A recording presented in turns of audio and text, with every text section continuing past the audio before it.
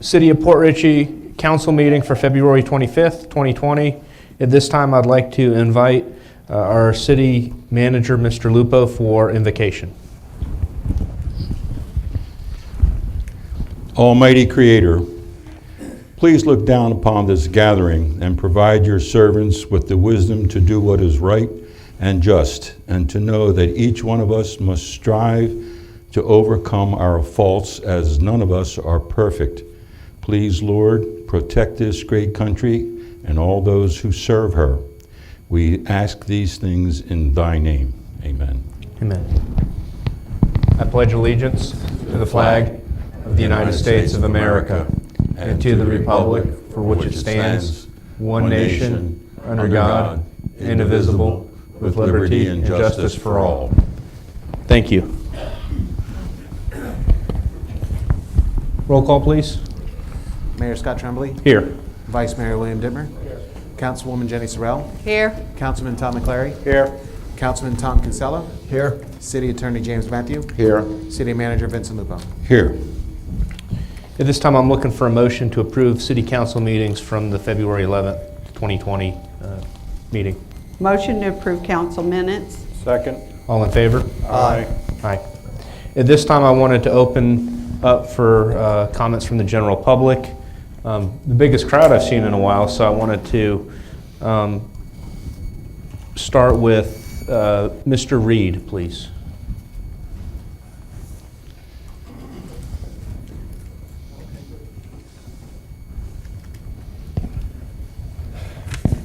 Evening, everyone. I'm Bob Reed, my wife Dolores. We live at 7814 Pier Road, right here in the thriving metropolis of Port Richey.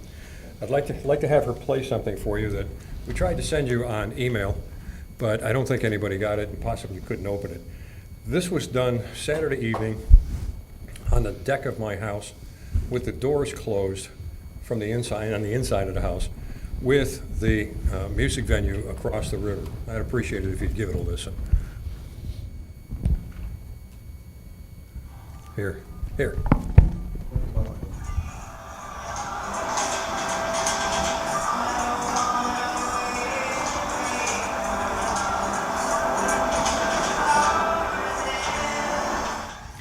I assume that you all had a nice quiet Saturday evening, or Friday evening, and a Sunday afternoon.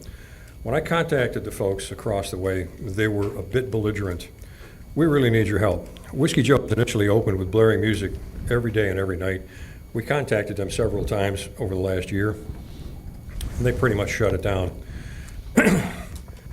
Something must have changed in the management recently, because over the last 3 weekends, it's so loud that you can't watch TV in my own living room with all of the windows and doors closed.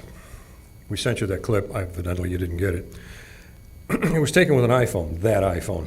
So we hope that we have a chance to hear it and get some idea of the amount of sound bleeding into our home. We've called them every weekend night, and they refuse to lower the sound. And I honestly do not feel it's my duty to harass the police department, our sheriff, or our local constabulary, to do the useful things that should be done automatically in the city. We're hoping that as taxpaying citizens of this city, you can help us get them back to a lower sound level than what they've been using. Their excuse to us was, well, gee, everybody's having a good time. My thought was, I'm not everybody, and I'm not having a good time. We've made copies, all delivered to you, of the noise ordinance and disturbance. Please note the decibels at 10 p.m. are 65, but the reading from the nearest adjacent lot line, not from the street. I was informed by one of the officers on duty that they were taking the readings from the street level. That's lovely. That's the same thing as taking the sound decibel readings for a loud exhaust on an automobile from the front of the car.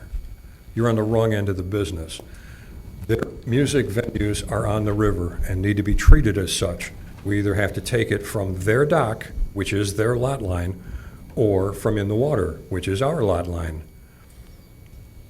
And also in the final paragraph, it shall also be unlawful to operate or permit the use or operation of any already receiving musical instrument, television, phonograph, etc., in such a disturbance so as to disturb the peace, quiet, and comfort of a neighborhood and vicinity thereof. That's me, and that's for the people who really need to look into this, because if you check how much taxes are paid by the venues as opposed to how much taxes is paid by us, guess what? We pay more taxes than they do. We require less services. I appreciate your time. Can I answer any questions? What time of night was that video taken? 9 o'clock. But it started at about 5, What time did it stop? 10 o'clock. So from 5 to 10 they had that music? But I mean, it doesn't make any difference whether it's 5 o'clock that it started or elsewhere. They were in, on Saturday or Sunday, no, Sunday, they were loud starting at about 2:30 or 3. Now, it's loud enough that it's at 60 decibels, 58 decibels at my dock.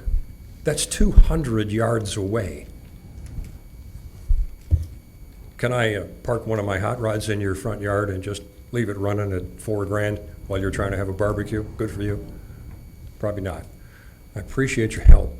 Anything else? That's all the questions I had, thank you. Thank you. The next person I see that is signed up is Reverend Leonard Lord. Leonard Lord, I pastor at 8114 Leo Kidd Avenue. Mayor, council, everybody, welcome. It is that time of year to seek God for the city. As God's people went into captivity, there's a lot there, but in Jeremiah 29:7, he said, seek me for the welfare of the city, and in the welfare of the city, you'll find your welfare. So we've been doing that every year, and so we do have a book for each of you if you would like to be a part of it. Excuse me. And it is the information of when we meet over at the Oasis. And any of you as officials, we'd be glad to just stop everything when you come, and you can share with us and pray ever how we can pray to help serve you better. I mean, that's what we want to do. We meet twice a week and pray now, but this will be 40 days of effort. 5 days a week in the morning at the Oasis, also at Volunteer Way, Moon Lake. I know are 3 places. And then every Wednesday we meet corporately. And in prayer, Troy will be sharing more, but there are laws of heaven, just as you have Mr. Matthews here, why you want to do things correctly. Well, I've been studying for years, and when it comes to prayer, there are ways you do it correctly. Jesus says, what you ask in my name, and in my name you'll cast out devils. Jesus is the name above every name. And we find out that there's one mediator between God and man. It says the man, Christ Jesus. So we've been praying for mercy for the city, and it really is a concern that our history relates that, and how that Jesus could become removed or embarrassed about. I don't know. And so Jesus mentioned, but I don't know if any of you were here when that decision was made. But anyway, it's the council's decision to make, but it seems like we're the ones being discriminated against in a sense for years. I lined up the prayer here until someone came in office, but we're just praying for you. We love and appreciate you. Thanks to serve you. Looking forward to continuing to do great things here. So Lord bless you. Thank you, Mayor. Thank each of you. And if you get out and join us, we just really like to honor you and bless you in person, okay? Thank you. Thank you, Reverend Lord. The next person that I see that's signed up is Troy Peterson.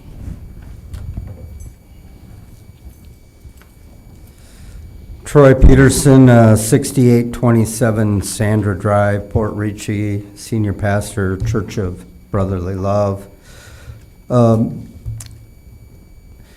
want to remind you, it's my job to remind them being the congregations, to be subject to rulers and authorities, to obey, to be ready for every good work, to speak evil of no one, to be peaceable, gentle, showing all humility to all men, and to let our people also learn to maintain good works, to meet urgent needs, that we may not be unfruitful.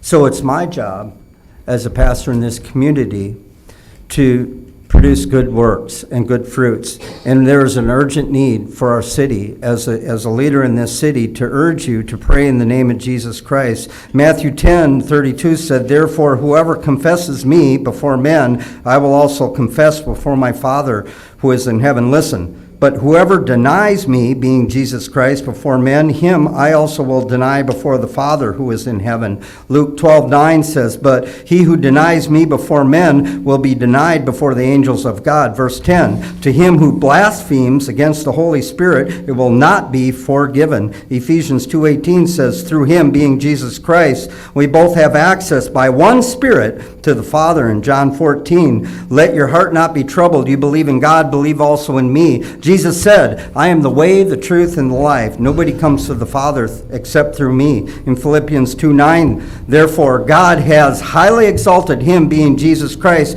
and given him the name above every other name. Every knee shall bow, of those in the heaven, and those on the earth, and those under the earth. See, that's the devil's. Every tongue will confess that Jesus Christ is Lord. To God, to glory of God the Father, through our beloved. Work out your own salvation with fear and trembling. If you truly want your prayers to be answered for our city, John 14:12 sums it up. We must pray in Jesus Christ's mighty name if we want our prayers to be answered. It writes, most assuredly I say to you, he who believes in me, that is Jesus Christ, the works that I do, he will do also, and greater works than these he will do, because I go to my Father. Listen. And whatever you ask in my name, the name of Jesus Christ, that I will do. Why? So that the Father may be glorified in the Son. If you ask anything in my name, that is Jesus Christ's mighty name, I will do it. So I want to encourage you guys to be praying in Jesus Christ's mighty name. Thank you for your time.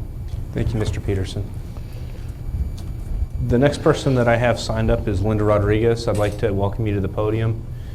Do you need any help, or are you okay? I'm good. Okay. Thanks.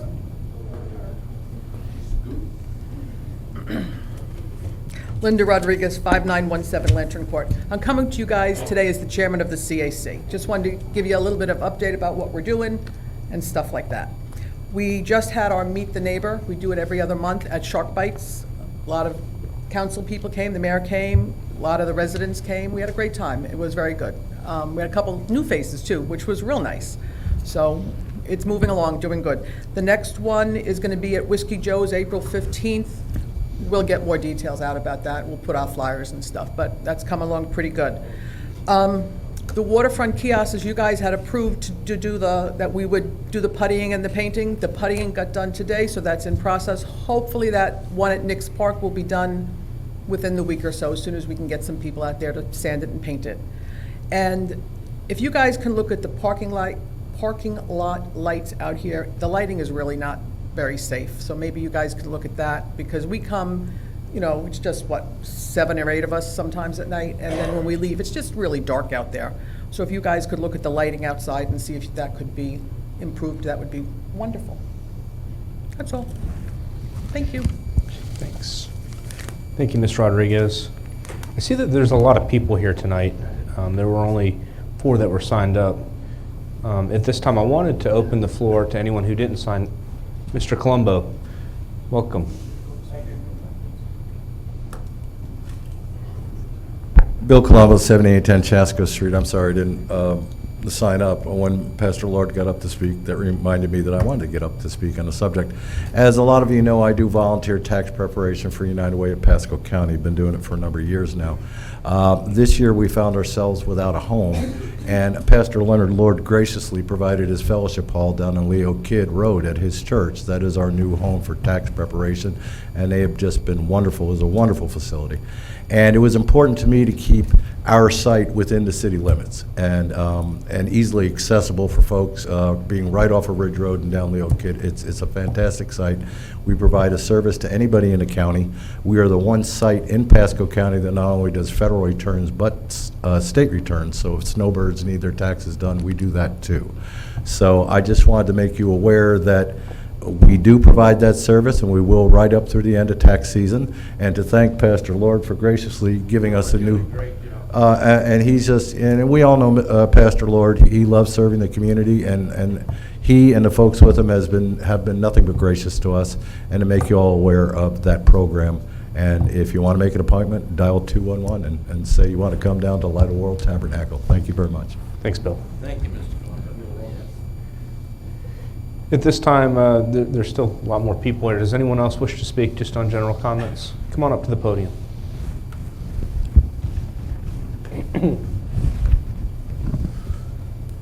My name's Chris Molinaro.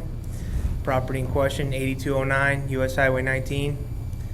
I was born and raised here, and this is my second business in the town. Can you spell your last name for me? Molinaro. Molinaro, okay. Thank you, Mr. Molinaro. The last 8 months, I've been going through treatment at Moffitt for cancer. I'm finally better.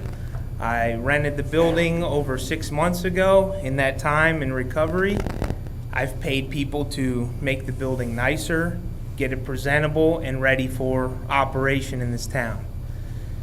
I spoke with Veronica.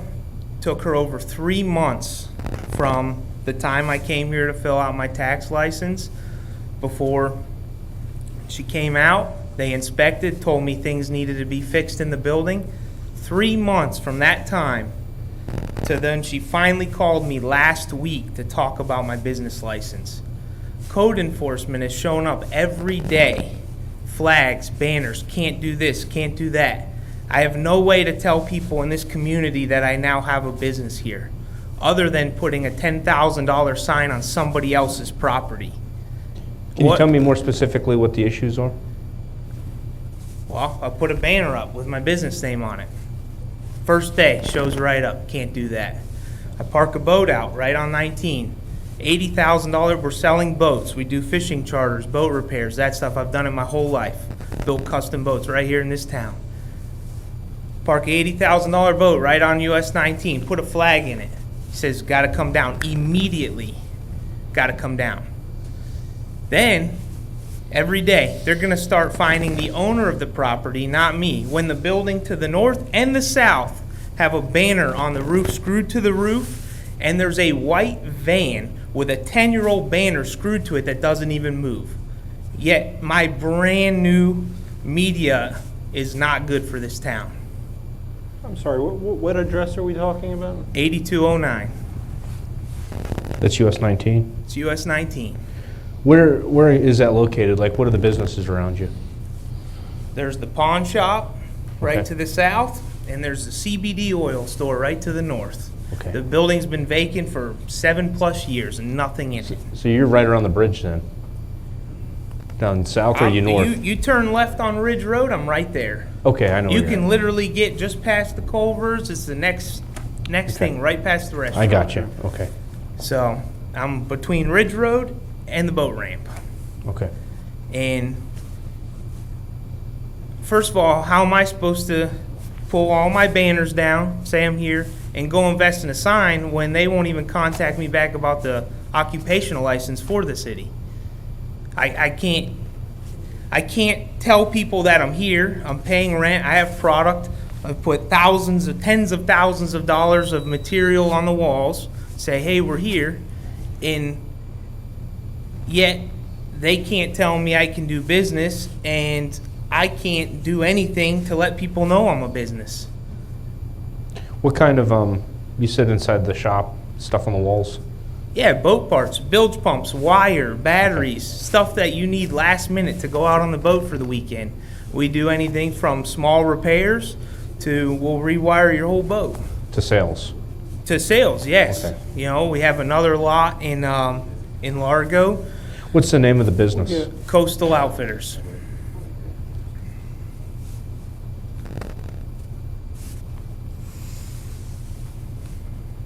Okay. Thank you, Mr. Molinaro. Did you have any questions? Well, I'll refer to code enforcement and to Okay. building department, both departments, Okay. and we'll get back to Mr. Marinaro.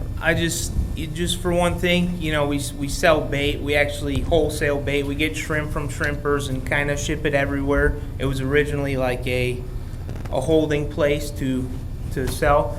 So we put a shrimp flag up. One weekend I put a flag up, says shrimp, sold every shrimp I can. Next day shows up, can't put it there.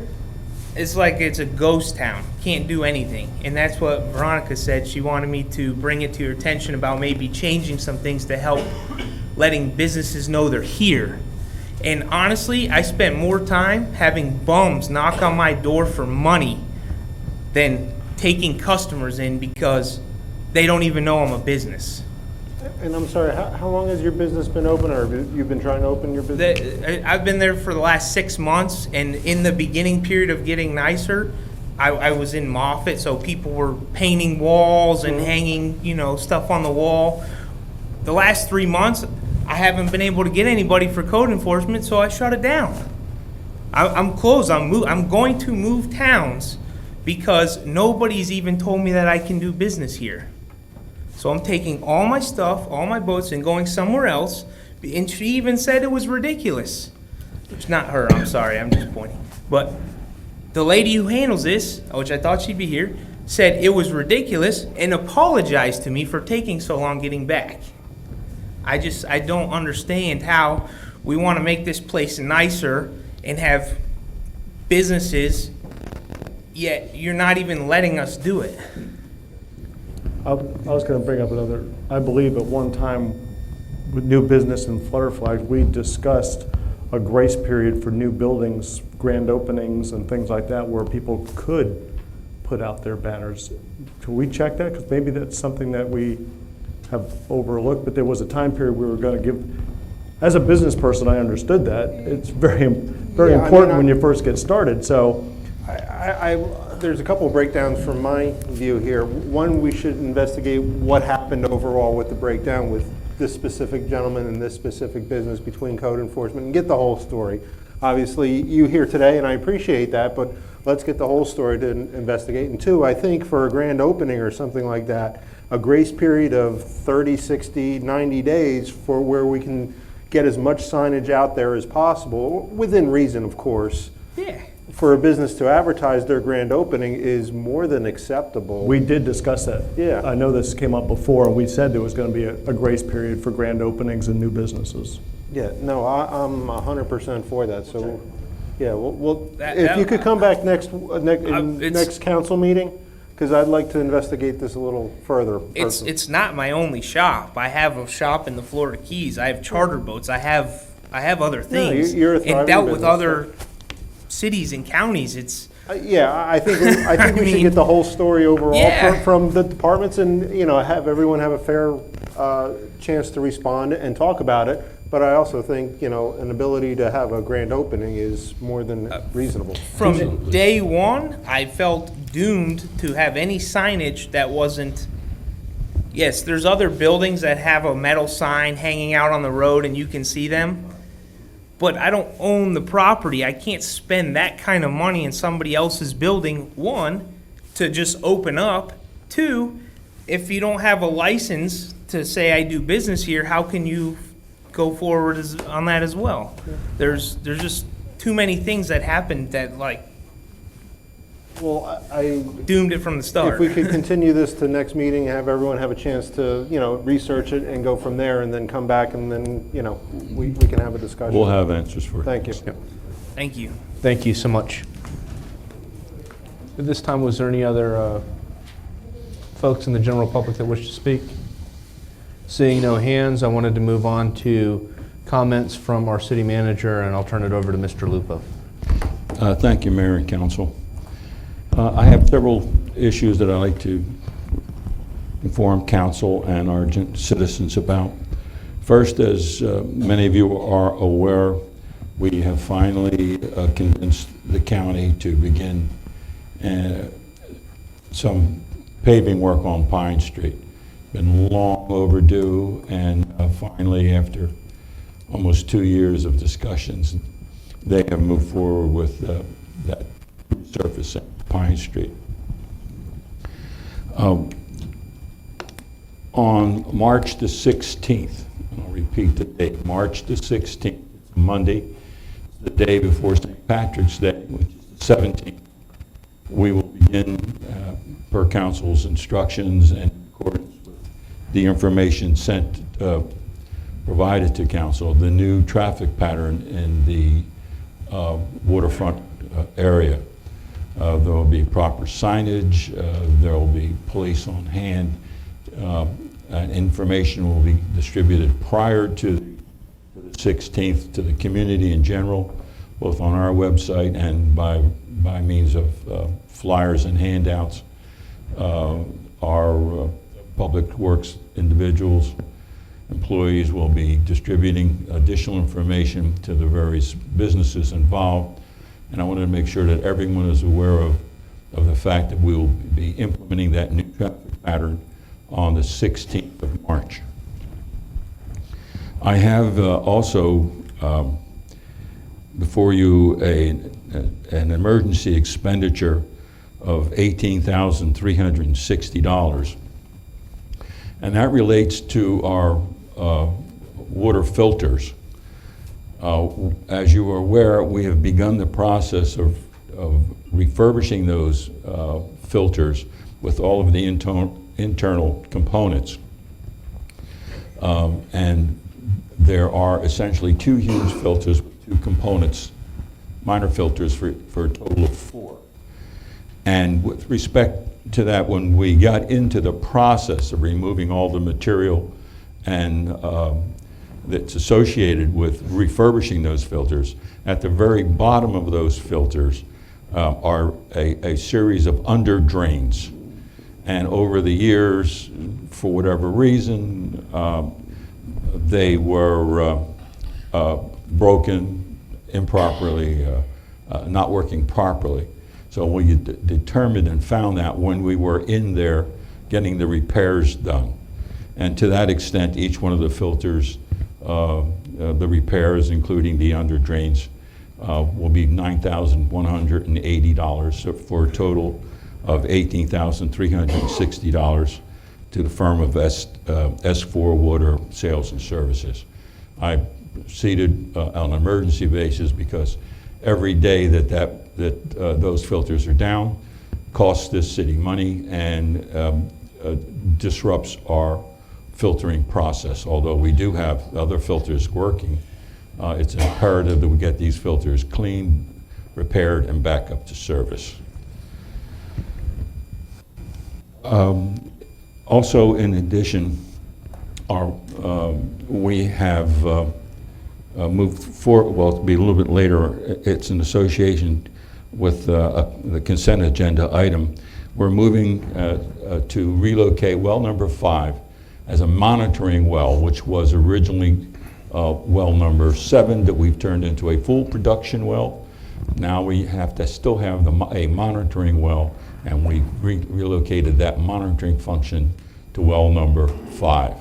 Our overall water production and distribution is on par. I presented the actual schematics.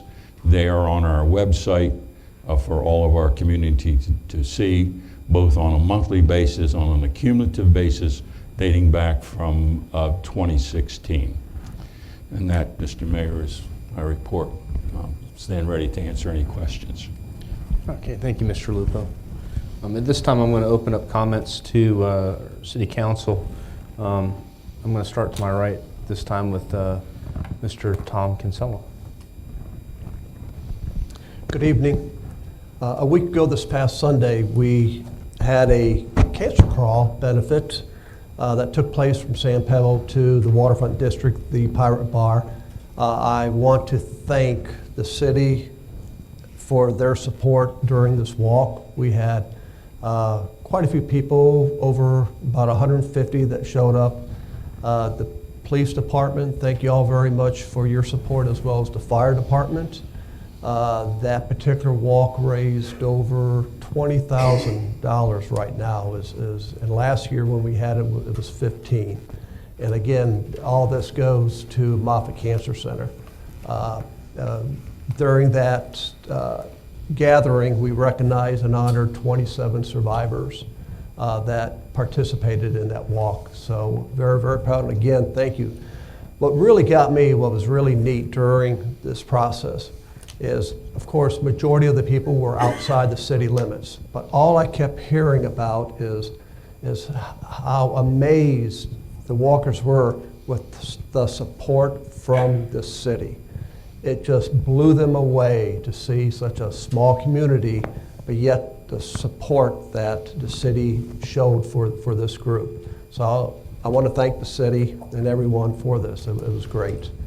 Welcome Linda Rodriguez from CAC, made a presentation. I tell you what, entering the second year. Very, very proud of that committee and what they're doing and going forward, bringing the residents out. And sorry I missed the last one, but under the weather, battling it. It's okay, Todd. But again, I'm very, very proud of CAC and the directions that we're moving and what we have to offer. Thank you. Thank you, Mr. Kinsella. Councilman Todd McCleary? I have nothing. Okay. I'd like to make just a few comments and some going-ons in the city. One of the things I did about a month ago is I went to the Restore Act committee to see what was going on with potential dredging around us. I just wanted some information about that. Since then, I've been contacted by Commissioner Mariano,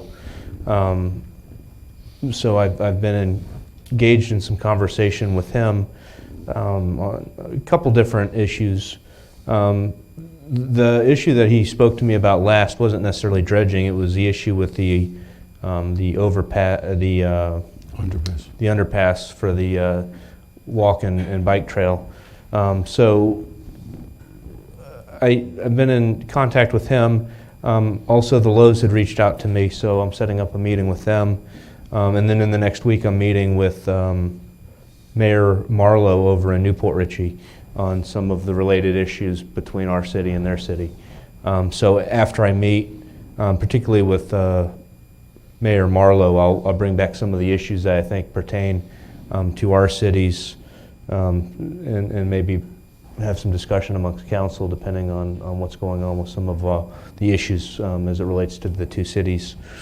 I wanted to thank Tom Kinsella. I enjoyed the cancer crawl. I was there, and it was a great event. I think what was most impressive was the amount of people that came out to support the city, that lived in the city too. There were a lot of business owners, residents. So it was a great event. It was a real nice day for it as well.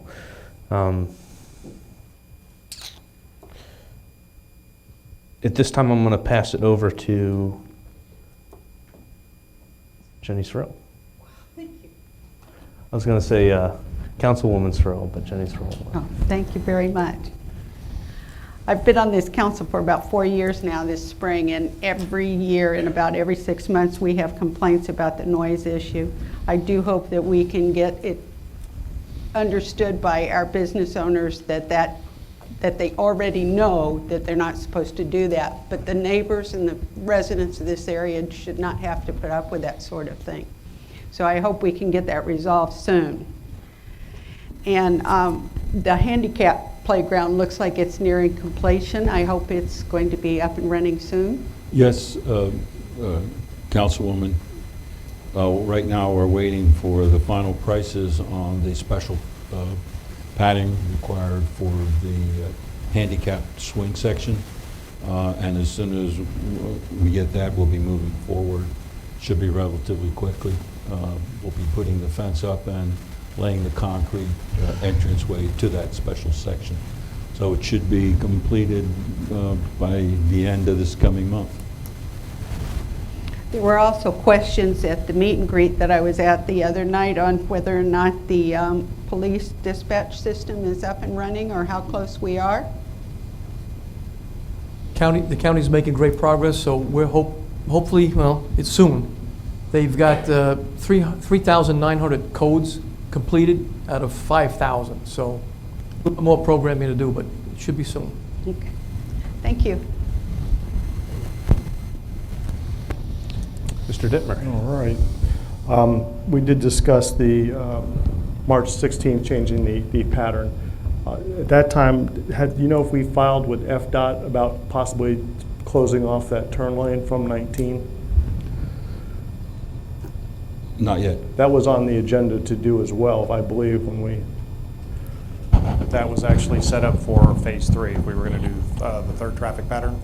We're actually No, we were going to file that right away because we knew that could take several months. We weren't going to file. We were going to. My understanding was we were going to talk with FDOT and see the feasibility of closing out that, and then that was the Phase 3. So one, has FDOT responded that of their willingness to close that intersection? Have not reached FDOT yet. We're still working on Phase 2 to make sure that all our ducks in a row. So March 2nd, we're actually going to, I have a sign coming that's going to be lit up right by Gill Dogs, letting everybody know traffic pattern. We're doing a thermoplast walkway down Treadway over to Bayview, right across from the Hooters. We're going to set all that up, so that's for safety. FDOT's the next step. Only problem I see from my point of view is that you have 3 people that live down at the corner of Old Post and Cody. They're going to have to go all the way around to get to their houses. So I know the original agreement was to do the Phase 2, which was the Treadway and the Bayview as one-ways, and then they're going to look into FDOT. We have not reached out for FDOT yet to close off the Cody River Road yet, or Cody Avenue. I think possibly whether or not we go one way in those streets anyhow, we should contact the FDOT regardless, because I almost got in an accident going on the 2-way out to 19, and I almost got T-boned by someone coming flying off of 19. So it is a dangerous intersection regardless if we go through Phase 3 or not. I definitely think we should be reaching out to DOT. Yes, We'll sir. move forward with that. I agree with it. I've been almost hit a couple times on the same thing because it's a blind corner. But yes, sir, we will reach out to FDOT and see about closing off Cody Avenue. All right, thank you. The next item, thank you, Jane, for bringing up the playground. I was over there looking at it and wondering if we should connect both playgrounds with a walkway between them. There will be. Okay. Yes, sir, there will be. Because it In looks like fact, they're would have to walk all the way around, so. No, sir, there will be a connection between the two and a concrete walkway. And then the only other one was the Restore Act, which you say that they are going to I spoke with put this to vote? Yes, sir. I spoke with County Administrator Dan Biles concerning our Restore Act reapplication to the County Commission. Mr. Biles has assured me that it will be agenda'd with the County Commission, and it will be in a meeting on this side of the county so that the mayor and the vice mayor may be able to attend. Okay. All right, thank you, that's all I had. I think the other thing that happened that I think is noteworthy that I didn't mention is that there were, I think, there were some folks from the county here to talk to Mr. Lupo about the hike and bike trail as well. I left that meeting because I knew at some point it may come to a vote or it may come to some kind of discussion amongst council. But that's something that just you guys might want to put in the back of your minds that we may be discussing in the near future. With that, I wanted to move on if there's no other comments amongst councilmen. I wanted to move on to the agenda and the consent agenda. I was looking for a motion to approve our consent agenda. Motion to approve consent agenda? Second. All in favor? Aye. Aye. At this time, I want to move on to council business. And the first item up is our consideration of police department vehicle purchase, which we've continued from the meeting 2 weeks ago. And I wanted to pass it over to Mr. Lupo first and then over to the chief second. So we'll start with Mr. Lupo. During the discussion at the last council meeting, we spoke initially about the acquisition of 2 vehicles from the administration standpoint. Since then, there was an unfortunate accident involving vehicle 121. Thankfully, the officer involved was not injured, and however, the vehicle itself totaled. So the number that we're looking at again was 3 vehicles, 2 plus 1. We could remove the pertinent from that vehicle so that the base vehicle's cost would not be as much as the ones that we were looking to purchase. So we're looking to move forward with that issue. But at the same time, there was a discussion about leasing 4 vehicles, potentially 6 vehicles. was the feeling of the police department that the number of vehicles that was needed was in excess of the 2 that were budgeted, which would actually be 3, and they would requesting 4, potentially 6 vehicles. To that end, we had our fiscal department do some number crunching and come up with some information. But at this point in time, I'll turn it over to the chief to speak about the process involved in, and the necessity of the number of vehicles that are involved. Chief? Thank you. We realize that we have the 6 Dodges that are left. Excuse me, I'm losing my voice. It's going around, so it may quit tonight, which, wow. But we have 6 Dodges that are left on patrol. 2 of them already have engines that are shot. A $5,000 repair bill at the least to fix each one. 16 out of the 20 vehicles in the fleet are at the 5-year mark or older.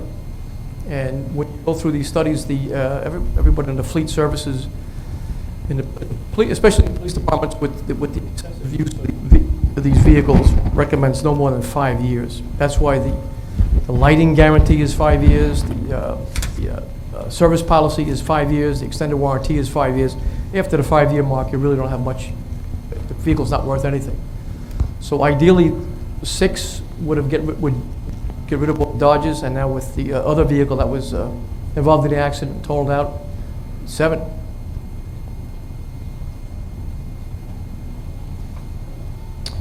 Thank you, Chief. At this time, I wanted to open up for discussion and questions amongst council. And this time I'm going to start off to my left with Mr. Dittmer, who was not present for the last meeting. So I wanted to get his insight and his opinion on this issue, as he wasn't able to speak about it. Yeah, as most everybody knows, we've been digging out of a hole for quite some time on police vehicles. And I sat down with Andrew and the chief, and we went through some of the numbers and vehicles as well. It seems to me that we will never dig our way out making a 2-car purchase. We will constantly be behind. I know these, at one point we spent almost $30,000 on a vehicle in repairs. So it's gotten to a point where we're throwing good money away. Based on, and everybody keeps calling it a lease, really it's not really a lease, it's a 3-year term as a purchase on these vehicles, so we don't turn them in at the end or anything like that. I think we may have to take the step. I do know we have enough money in there. If we went with a 4-vehicle lease, we would cover that. We could roll the balance back into the following year to help with the budget and bring in 2 cars at a time after that, were my thoughts, just to get us up and running again. Like I said, when these cars are falling apart left and right. So I think we need to, we have the money to do the 3 years on 4 cars, and I think that might be the way to start getting ahead of our problem. If I might, we can refer Andrew on the budgeted amount versus the potential acquisition for vehicles. In your packet, I provided 3 options.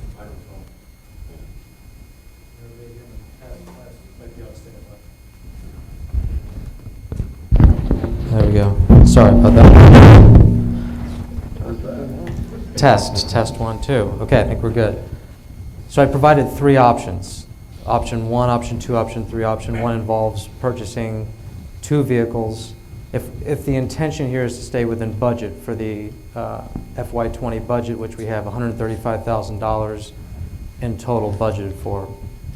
So in all 3 options, whether it's purchasing 2 or acquiring 2, acquiring 4, acquiring 6, you'd be staying within budget under all 3 options. Under option 1, purchasing 2, we could purchase those outright, incur no interest costs, and remain within budget. Under option 2, you acquire 4 vehicles via a 3-year lease term and stay well within budget. Or option 3, also 6 vehicles, finance all 6, same terms, 3-year lease, payments due each year at the onset of the fiscal year, or at the onset of the lease term, and you would also be within budget. Then if we add another vehicle to that, so 2+1, 4+1, or 6+1, under option 1 and 2, you'd stay within budget as well. Option 3, if you wanted to lease 7, it'd be close. I could speculate, but it's difficult because you don't know the exact cost of that 7th vehicle because you'd be replacing, but you'd also get cash from the insurance company, plus you'd be able to strip the equipment from the old car. So the total net cost is still not entirely known, but you'd be running up against the annual operating budget maximum that we've allotted for 7 vehicles. So it's really a matter of need. In the analysis I provided in all 3 scenarios, essentially what that's doing, if you acquire 6 now, that puts the estimated useful life and replacement at 7 years. If we acquire 4 now, that would be 8 years. If we acquire 2 now, that would be 9 years, with that 10th year going in what we call spare mode. So it's really what we feel is what you all feel is the proper useful life of the vehicles in the long run. One other thing, if I might, Andrew, is I want to make it clear to council and the general public that the vehicles themselves and all of the equipment associated with those vehicles will come off a state or county contract, approved state or county contract.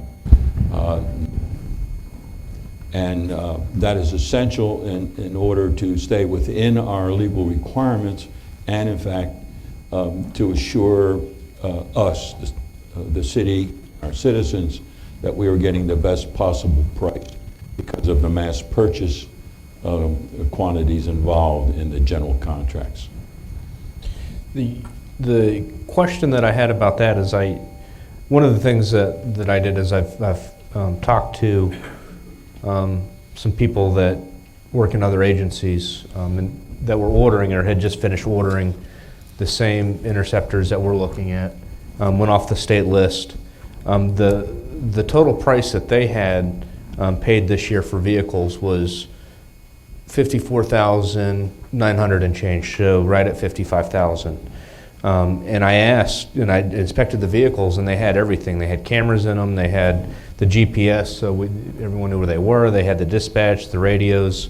And I'm guessing that the price difference isn't necessarily in the base cost of the vehicle, but I think that we should look at the equipment that we're putting in the vehicle, striping and wrapping the cars or whatever we do there, to see if we can save some money, not just with the purchase of the vehicle, but with all the equipment that we're going to put in the vehicle. I think if we shop around a little bit, we may be able to do a little bit better per vehicle. And the reason I think that's important is because I personally would like to see 6 new vehicles. Reason being, not just pride in our police department, but vehicles are really probably the #1 safety equipment that our law enforcement officers have. So if they don't have proper equipment, not just the actual vehicles, but all the equipment inside, computers, and things like that, I think that we're really handicapping our police department, and I think it bleeds into a safety issue, which I'm not comfortable with if they since they truly have some issues with the equipment they have, that being the cars. So I would like to maybe have a discussion on strategy 3, because I think that in the long run we're not going to be spending a whole lot more money, if any more money, because what we pay in interest, I think that we'll save on the back end in repairs anyways. So I think that may be the better route to go. And I was wanting to know if we could maybe kind of focus our discussion on strategy 3 and just get an opinion around the council on what you guys think about that particular strategy. Well, I have a question right off. Okay. This is more of a refresher from our last meeting. The bids that we're getting, this includes the maintenance on them as well, correct? Yes, the maintenance, it's a 5-year, 75,000 mile, zero deductible maintenance program. and 5-year, 75,000 mile, 0 deductible, extended warranty. We have 4 vehicles with that option on it right now, and every time they take it up to Ford for an oil change, they come back with new wipers, new thing, so they go through a safety check, and because we don't have to get the repairs approved, the vehicles are maintained fantastic. They change light bulbs, headlight, everything, so it's only $4,000 extra, but probably within a year, you probably get that money back. The oil changes now, with that synthetic oil, that's 8,000 miles, it's $45, $50 per oil change. And that may be the difference in price when I spoke to them, because they have, a lot of the counties and other agencies have their own maintenance units. Yes. So they probably don't purchase that package. No, it's $4,000 more. The one comment I wanted to make about the maintenance package is the 5-year is great, but what's concerning is none of those cars will ever make it to 5 years and 75,000, because I think we're on average, probably, I'm guessing, about 25,000 miles a year, which only gives us 3 years of coverage. Is there any way to get more mileage as part of that maintenance package to help cover us? Because I don't think we'll ever make the 5 years on any of those cars if we purchase You them. want less mileage? Is that what More mileage. You want more? Yeah, we can go to 100,000 miles. Yeah, it's going to cost another $1,000, but we have that option to bring it up to 100,000 miles as well. The options are all there, and some of the vendors, I mean, we're using, or some of the vendors that have given us bids for the accessories of the vehicles have done work for Pasco County, but building their vehicles, and they've built vehicles for us in the past. So the 2 vendors that we like have already done work for us in the past, and they've already done work for the county. So we're trying to stay within that same realm, whatever the county's using that we're using. So, What's your recommendation on the maintenance? Do you think that 75,000 miles is enough, or, I mean, because you guys use the cars and know what you put on them, so we need some direction. it might be at the limit, but if you want to keep the cars 5 years, which I recommend we do, as long as they're running fine, we could up it to 100,000 miles. Looking at this repair data that was included as part of our package, we only have, of the 10 cars that are here, only 4 of them are over 100,000 miles, and those are at 10 years. So we may not actually go beyond the 100,000 if we look at just the data. I'm assuming this is the oldest. They have lots of hours, but they don't have that many miles. Correct. Sergeant Cox just reminded me that we used to drive to the jail, which we're not driving to the jail anymore. Very rarely do we drive to the jail, so that's going to bring the mileage down. Okay, I understand. Thank you. At this time, can we, go ahead. I was just going to say, my only concern is kind of budget busting. Looking at 6 cars, we're going to have a $120,000 a year outlay during a 3-year period. But if we're going to be adding more cars on the backside of that, we have to keep in mind that, sure, eventually after the 3 years, the other cars will drop off. But for a while there, you're going to have 8 cars all being paid for a time period. So just something we want to keep in mind, because that pops the budget up again. I think there's probably something we want to consider holistically. You have 18 cars that are on the road right now. Let's assume that they have a 6-year lifespan between them. We have to replace 18 cars every 6 years in some staggered formation, because they only live 6 years. Right now, from the data I'm looking at, and correct me if I'm wrong, we can replace 12 cars every 6 years for basically our budget, $130,000. That means we're 6 cars short in our budget right now for serviceable equipment for the police.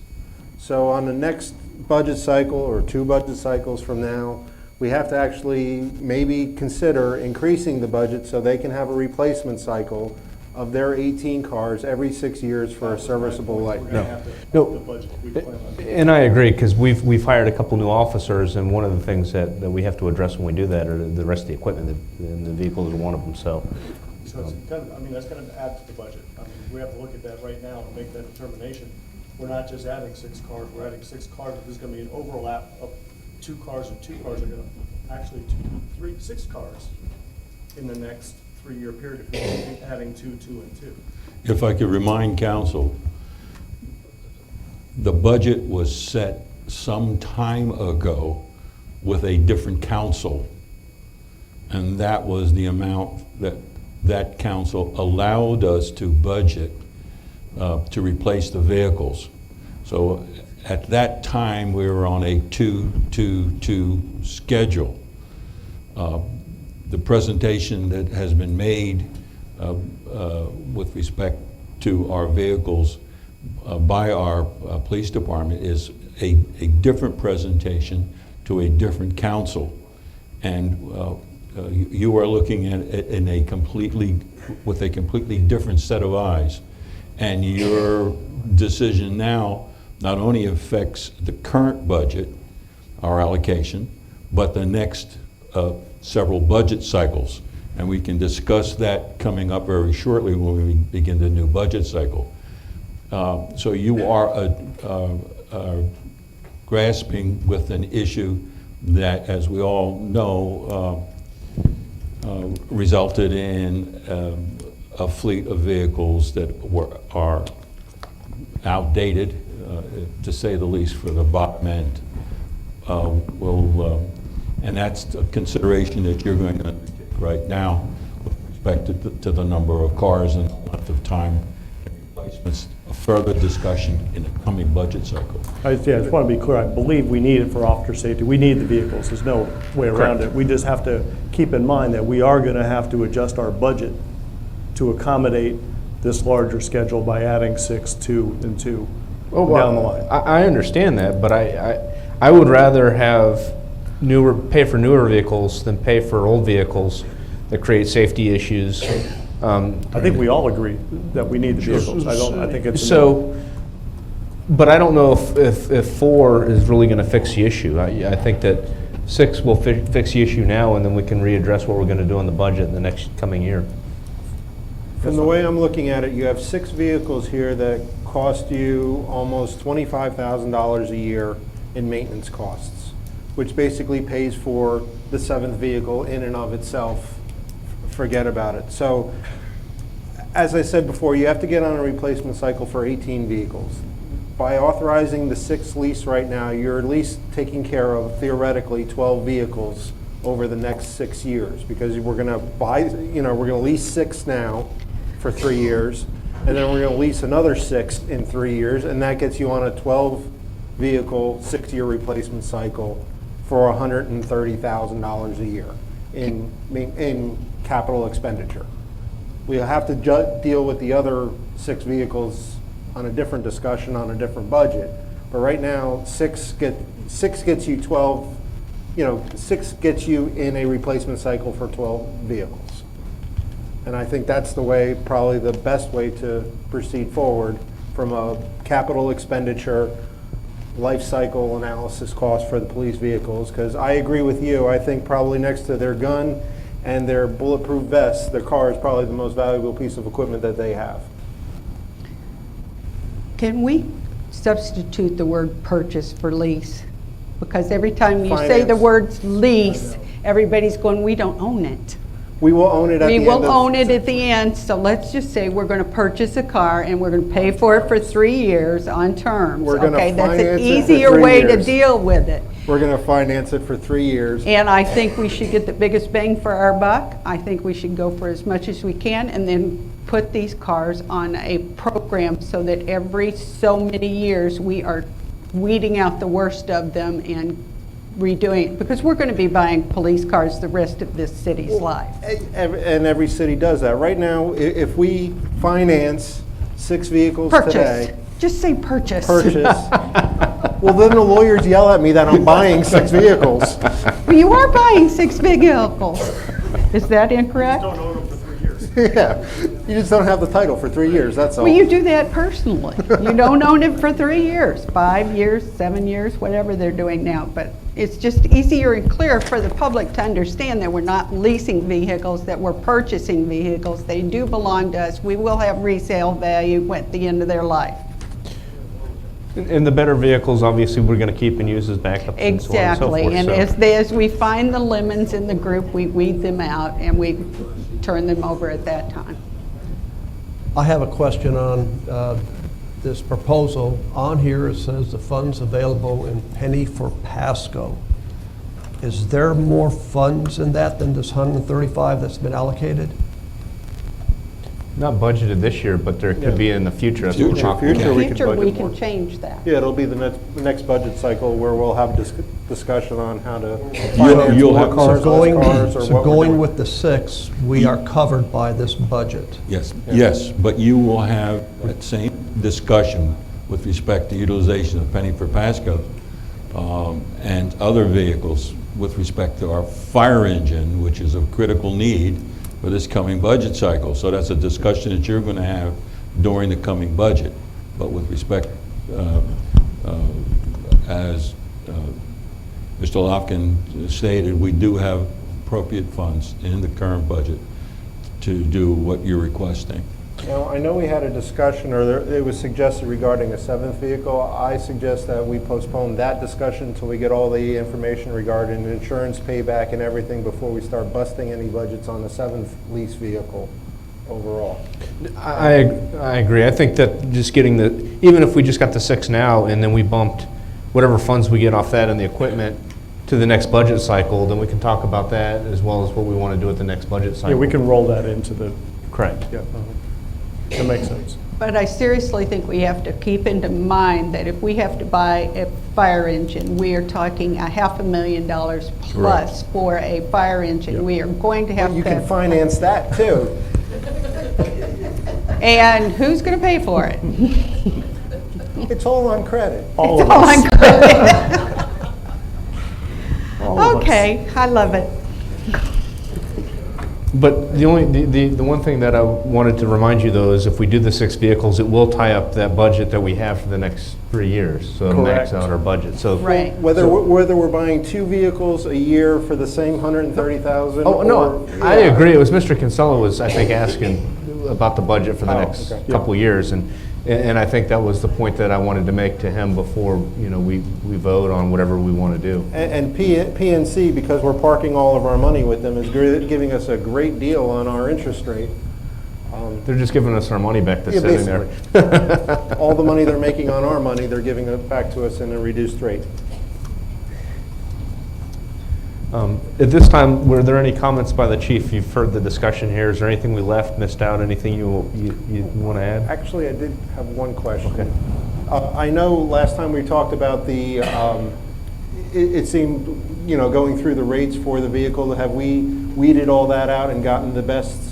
Yes, I got the Garber quote. You mentioned Garber, and he was able to save us, what do we figure, about $1,000? A little over $1,000. So Garber, we have purchased from Garber in the past. Okay. So, yeah, he brought it down. You saw the credit for the gasoline engine over the hybrid. It's $3,000, so he gave us the $3,000. So I took care of that the very next day. Perfect. And the other thing I want to add is that some of the vehicles, like particularly my vehicle, the detective's vehicle, is not getting beat up on the road all day long. So we don't have to get rid of every single vehicle at the end of the term. We can keep mine and the detective's vehicle a little bit longer, skip them for 2 patrol vehicles. So we don't have to, we have some wiggle room with some of And they these. go to backup, They go to backup. Yeah. roll into a backup position. I think as we go into the next budget cycle, we can really ask for a strategy on replacement of the vehicles and the best bang for the buck. We know we're in for 12 vehicles that we have to buy because there's at least 12 patrolmen on the road. So the rest we can kind of judge and adjust accordingly. Council, for the upcoming budget discussions, we will institute several new procedures in the police department with respect to how those vehicles are logged, their utilization by mileage, by time, by accident, by reimbursement for accidents. We'll have a totally different reporting system to be incorporated in the budget so that you can have a proper We need that for a basis for an analysis. Cost analysis that way. Correct. The only other thing I wanted to ask, I just wanted to make sure. So these are the totally outfitted cameras, the computers, the radios, everything, striping, wrapping, everything. We're good to go. But they must come off of one of the certified bid lists every piece of equipment. Either that or, given the amount, would have to have at least 3 bids, 3 quotes for that item. Bids, I'm sorry, I apologize. No, we've discussed this. These have to.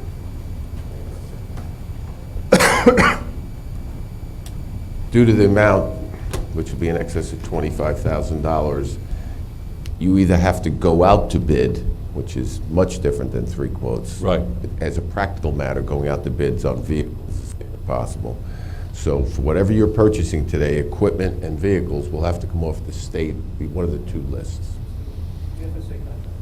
And they are on the state, that equipment are on the state. I understand they are, it's just not what you're saying. It's coming off the state, we're piggybacking these 2. Correct. Okay. Right. Everybody knows how to do that, you get a copy of the bid and all that kind of stuff. I just wanted to make sure the figure we're looking at, which is the 5829, is the total price with all the equipment off the list too in there.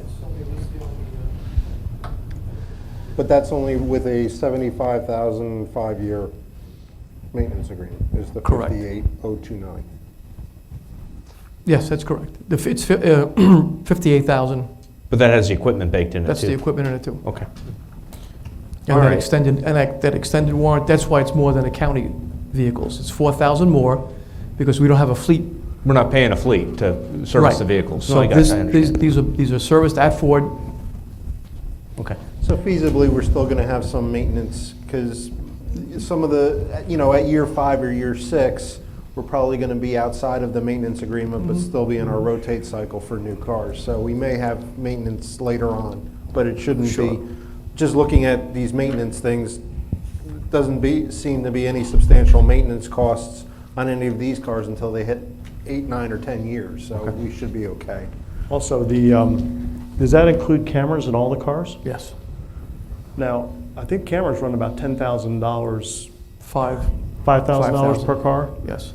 I was thinking, another cost savings would be, we only have so many cars that actually run traffic, and those are the cars I think you'd really want to have cameras in. So if we're looking for a savings, I think that'd be a place we could get, because there are certain people that just run traffic, right? We have traffic. That's correct. So I don't necessarily, but if we need to reduce it, we could do that as well. Well, I do watch Live PD, and even when they do pull up, they still have their camera on, and, a lot of times, if they're running or the officer gets attacked or something, the camera can catch anything, so I would rather, and I don't know, you probably deal with it more than anybody, having the camera there, it's rather have it and not need it than need it and not have it, but I leave that up to. Yeah, I agree with that. If we're going to do it with one, we need to do it with all. Yeah, I agree. And other than my clients, the rest of them, that I want to make sure that they're able to build really good cases. So I'd like to have the cameras, just working cases and being in the system. It's something that really helps, and it cuts down on a lot of the liability of the individual officers, because the allegations that are sometimes made can't be made if it's on video. It's just there. So I'd rather spend a little extra money just to protect our officers and to build better cases.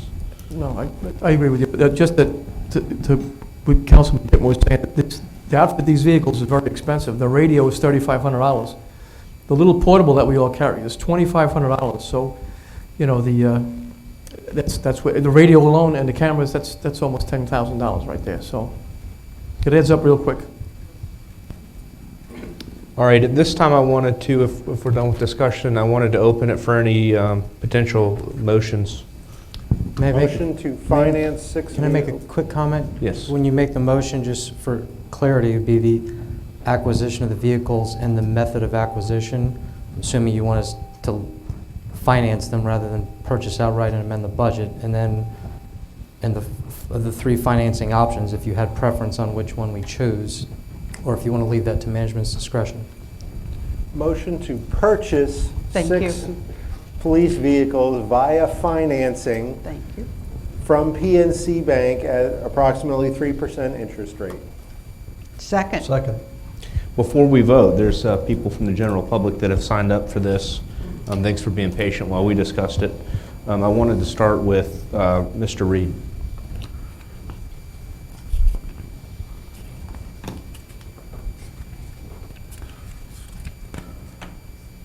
Again, Bob Reed, 7814 Pier Road.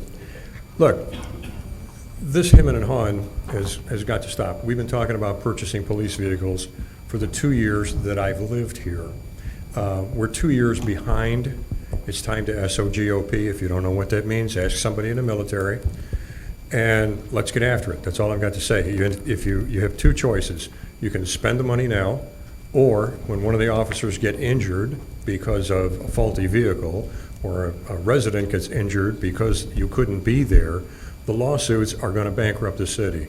My suggestion is that you make a decision today, spend the money now, let's get it in the works. That's all I got to say. Thank you, Mr. Reed. Mr. Bill Colombo, welcome to the podium again. Bill Colombo, 7810 Chesco Street. I was going to come up here and try to convince you of the deplorable state of our fleet, but you already know that. I was going to come up here and try to convince you to buy 6 cars, but you all seem ready to do that. So what I am going to do is add one little thing, and you already made the motion, but you got strategy 1, strategy 2, and strategy 3. And basically, I'm going to give you a strategy 4. You can do it if you want or not. As Mr. Lupo, our finance director, and our city attorney all know, there's 3 places we can buy a police car. One is out of Penny for Pasco, one is out of general funds, and the other is out of the CRA fund.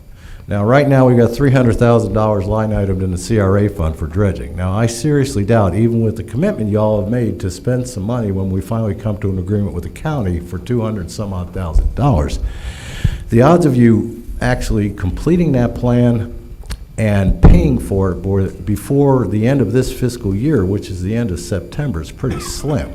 So I would suggest to you that you basically roll the payment for that project portion of the enhancements to the Waterfront Overlay District into FY 2020-2021, which leaves us with $300,000 in a CRA, which can be used for vehicle purchases. Combined with the money in Penny for Pasco, you can buy them 6 cars cash right now. No financing, no interest. You buy them, you own them. Next year, do it again. Or you could buy a Fire engine. Or you could buy a fire engine next year. But I'm just saying, you know, right now we got $300,000 we are very unlikely to expend by the end of this fiscal year.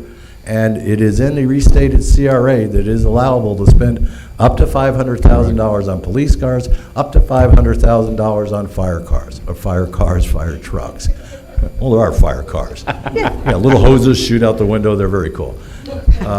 So anyway, I was like, the issue for this coming budget, sir. yeah, but I'm just saying you can do it now. Sure. I mean, you could do it right now. You could commit to taking, you could buy all 6 cars with the $300,000 plus 100 out of CRA and 135 you've already budgeted out of Penny for Pasco. Buy them 6 cars outright, no financing, no interest rate, no nothing.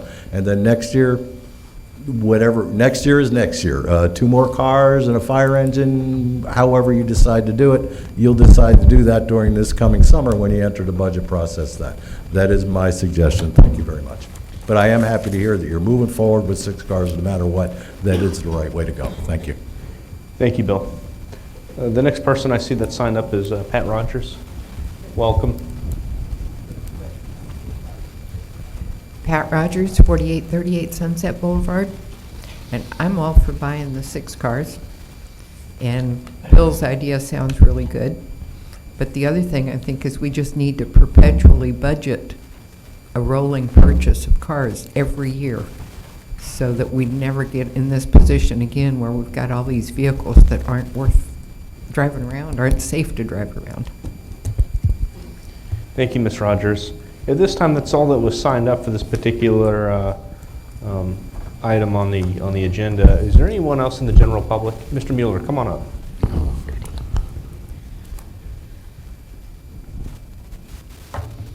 Dave Mueller, 5439 Blue Point Drive.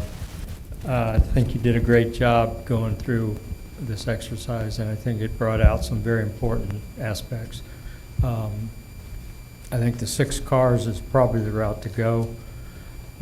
potentially the matching of the maintenance period with the number of miles, potentially what can we do to address the number of miles on the vehicles to more appropriately match the maintenance period. I know that they probably drive vehicles home. We got a little town here. We don't need to be putting that kind of mileage on cars.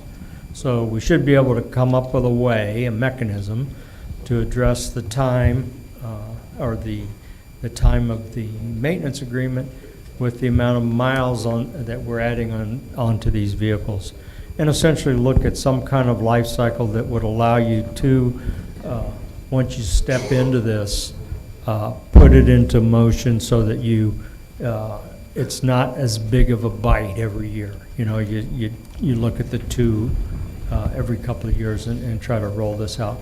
But, you know, police department's one aspect, you got utility vehicles, and you got the fire trucks.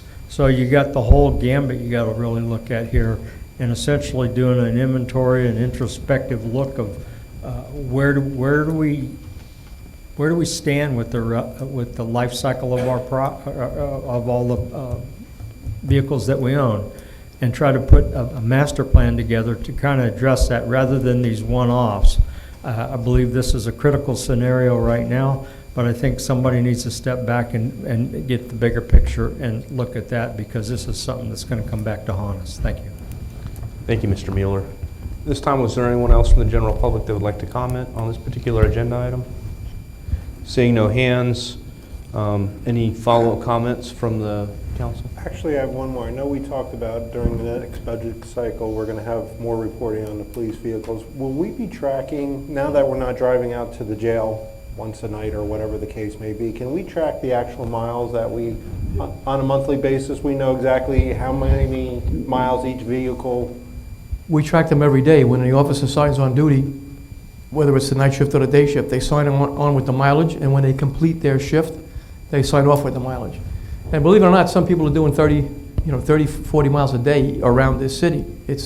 We're constantly moving. So, I guess my question is $75,000 a month based off of our current usage, or 75,000 miles maintenance contract sufficient based on our current usage? It's based on the 5 years. If we keep the vehicles for that 5-year life cycle, the 75,000 miles should be good. But we can add to, we can bump it up to 100,000. If it's good, there's no reason to add. So I just want. I think we're going to be fine with the 75,000. Okay. Based on the few cars that we had that actually were at 100, they're more than 5 years old. Yeah. Correct. Okay. 14.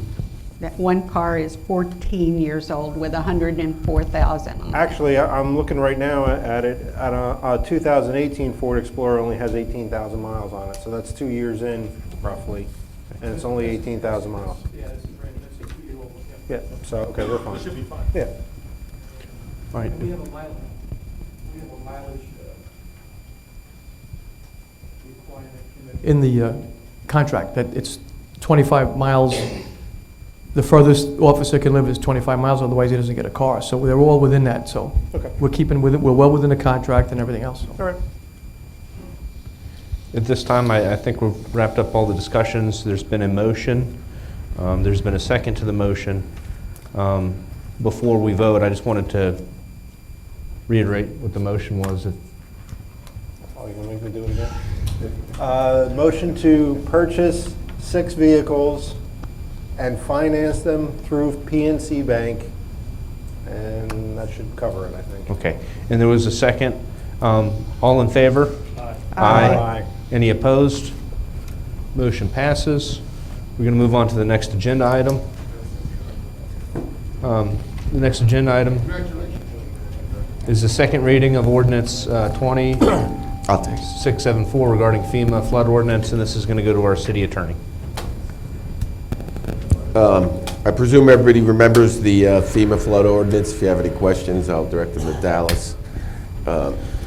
This will be the second and final reading by title only of ordinance number 20-674, an ordinance of the City Council of the City of Port Richey, State of Florida, amending the Port Richey's Land Development Code to amend Chapter 109, Flood Damage Prevention, amending the City of Port Richey's Code of Ordinances, Chapter 10, Buildings and Building Regulations, to adopt amendments to to the Florida Building Code and for other purposes, providing for applicability, severability, and an effective date. Looking for a motion. Motion to approve number 20-674. Second? I don't see anyone signed up. If you would come on up to the podium. This is a reference to FEMA flood ordinance.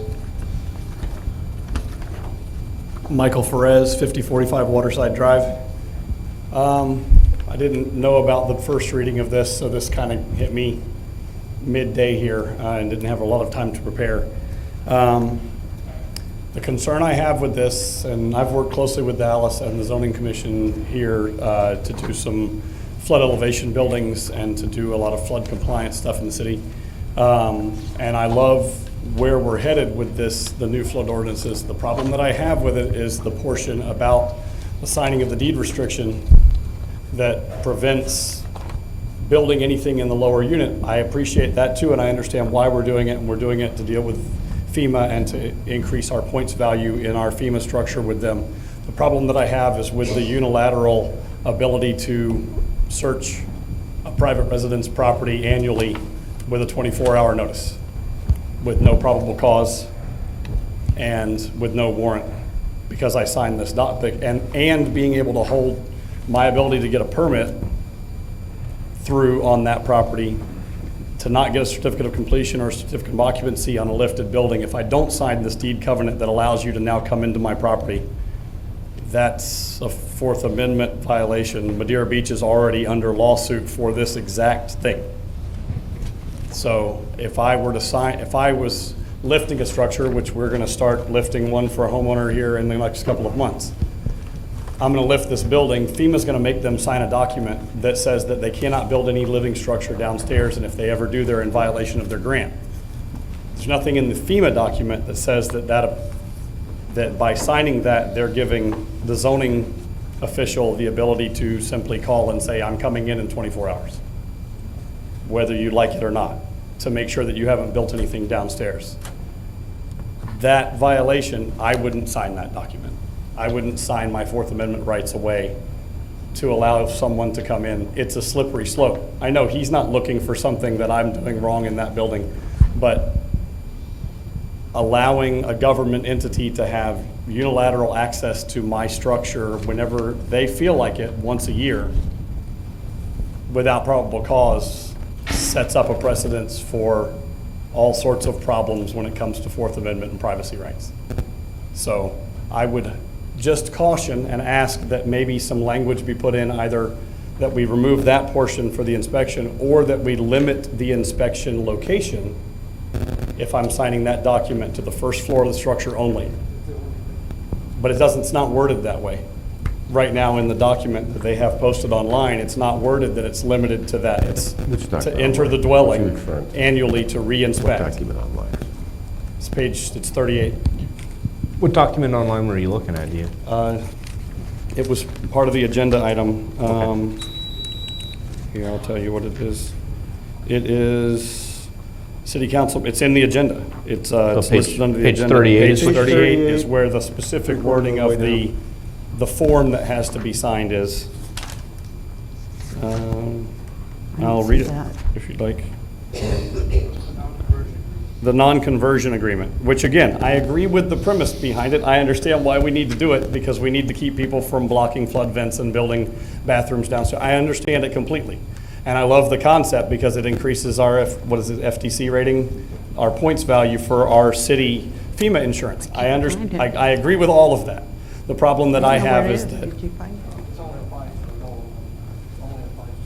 but there's nothing in the wording of it. If we're going to adopt it into the land code and I sign this document, there's nothing stopping a future council or a future government entity in zoning and planning or a future police department from using that. Well, it says enclosures below elevated buildings, and that's the only reference. It's not that. It says that they're inspecting to make sure this governs enclosures. The whole ordinance governs enclosures below buildings, which is the only portion that the flood involves. But don't know where it is. And to agree to permit the city to inspect such enclosed areas no more than annually during normal business hours. I can't find what Okay. you're talking I about. can't find what you're talking about. Page 38, three-quarters of the way down, Three- declaration of land restriction, non-conversion agreement. Okay. Page 30, it's page 18, but the dotted 30, R38, Okay. there you go. And I would just basically, it like to see references some enclosures verbiage below that elevated says- buildings. Yeah. Right? Okay. Can we amend? It doesn't say that Can you we- can go in, it just says that. It just says the enclosures below the elevated Permit buildings. city to inspect such enclosed areas no more than annually during Yeah, it normal references. business hours. Yeah, it references below the elevated buildings. Right. Yeah, so Okay, that's but- the only thing that can be inspected. But the agreement's not attached to this document that you're amending. That's just a, If we may, the city attorney, I want to turn it over. certainly. The non-convert, this is required, this section, that we have a right to inspect, just like we have a right to inspect businesses. And it's a rather innocuous thing once a year on 24 hours notice. The town of Madeira Beach, I believe it was, that was in the paper, I read about it, they have a different non-conversion agreement than that being recommended by the county, and we elected to use the generic one, which doesn't have any of those requirements. And we're doing nothing more than what it says here. They're using a non-conversion agreement, and you're not using that one, Dallas. You already prepared it, and it's right here. So the only thing it's going to do is nothing more than that says. So this other things you're talking about is something specific to Madeira Beach, and I have their non-conversion agreement because we looked at it, and we agreed to not to use it for the reasons you just said. Okay, that was the only reason I was. No, I got it. I got it. I'm impressed that you would pick that up, but they got sued for it last week, and we made the decision even before then. I'm going, look, if somebody's in there and their grandmother's living downstairs, that's all we're worried about. No, That's and what I people understand- do, and a lot again, of people do it. I agree with And that. if they do, we'll be able to tell, and we'll knock on the door, and if they say we can't come in, we'll be over at the courthouse. No, and again, I agree with that completely. I would just wanted to make sure that everybody before this is voted on was, because I haven't seen the non-disclosure agreement. We're putting it into play, and I haven't seen it yet, and then if, I don't know what that document says. It's not going to say any more than the rights that are afforded there and what they're voting on. Okay, I think, personally, I'll say. You know where I'm going with this. I'll say this on record. When I saw theirs, and they're using this, I thought they went a little too far. I'll say it publicly. And they got sued in the paper weeks later. Yeah, I mean, most of the PD, all of zoning and planning have been through all of my homes. That's not a problem. There's nothing to hide there. But it's the premise of giving access that supersedes the privacy rights written into the Fourth Amendment. And I guess the answer is this. I have to agree with you, except the fact that our choice would then be to stand on principle and have all our citizens pay higher taxes, higher rates. But again, I just want That's to the make sure choice they're making we here. were clear in the verbiage of what we were adopting so that it couldn't be abused later. But my reading of that is that it says specifically that below the elevated buildings, and it's going to be the enclosed areas below the elevated building. So we're not talking about searching the whole home anyways, just in the plain reading of the actual statute. Right, but this doesn't actually, the document isn't attached to this, is what I'm saying, is I didn't know what. Right, but this controls whether it's. And that's why they got sued. Right. That's why they got sued. Do you understand what I mean? You're right. We can't do anything more than this. Right. Okay, nor do we intend to. The problem and the issue is, and I don't speak for Madeira Beach, is a lot of people do it, it's just going to be a garage, and I'm just going to keep my car there, and then 3 years later, you can't see in there, and they're renting it out, or it's a mother-in-law's suite. Well, Okay? I agree. I'm a real estate And the agent. federal I see it all the government's time. well aware of that, okay? Right. And so I presume Madeira Beach has a lot of problems with that, and FEMA's been on their back. We have that problem here. Sure. Okay, Dallas will tell you. And I guess the bottom line is this, regardless of the non-conversion agreement, you generally know when people are doing that. Sure. You knock on the door, and this is just for a downstairs inspection. And all ours is going to say is, we have a right to inspect and nothing more. We have a right to inspect whether it's in there or not. You understand? If we think there's illegal activity, we can't just go in. But if we think there's something breaking our code and we can't go in and see it from the street, I can go over and get a judge to let me in. Well, and again, that's, my concern was just having a non-probable, there's nothing in there that lists anything about probable cause. It just says, hey, we have the right to show up and knock on the We're door. not passing anything today that says that. Okay, thank you. If you're putting us on notice, don't do what they did. It's Dallas is not doing that. I didn't, we both agreed we didn't want to go there. Well, and I probably wouldn't have been here had I seen it early enough to have this conversation with you directly, because he'd have clarified it. I just wanted to make sure that we were all kind of on the same page. Thank you. Thank you. Mr. Mueller, come on up. Dave Mueller, 5439 Blue Point Drive. I read that same section, and where I was a little confused is, does that apply to new construction or existing construction? Maybe somebody could answer that. I'm just looking for some answers on that. Any construction. The FEMA doesn't want people living downstairs because it would change our tax base in terms Sure. of what we all pay in property taxes. So whether it's existing or non-existing, new construction, old construction, Okay. anything that's been permitted, I think would apply. Because I heard him suggest that he's elevating a building and then he's getting somebody to sign a deed. Are we going to have to sign a deed or something like that too? Is that something that has to occur? Because I don't believe I have a deed that. We can answer that question. What's happening is, the short answer to your question is new construction. So what's happening, the only thing that's happening is the FEMA is attempting to enforce that provision more, so, which they were expecting us to do previously. We actually try to enforce it already. So with new construction only, when you build up and you're going to sign a document, this is a copy of it right here, that just tells you, you're not supposed to do this, and nothing more. Cool. Thank you. So this way, if we knock on the door and you don't let us in, we're going to go over to a judge, and you're going to say, well, I didn't know anything about it. This will be there to say you know about it. Answer your question? Good questions. I think that's all the comments that we have. At this time, there's been a motion and a second. All in favor? Aye. Aye. Any opposed? Motion passes.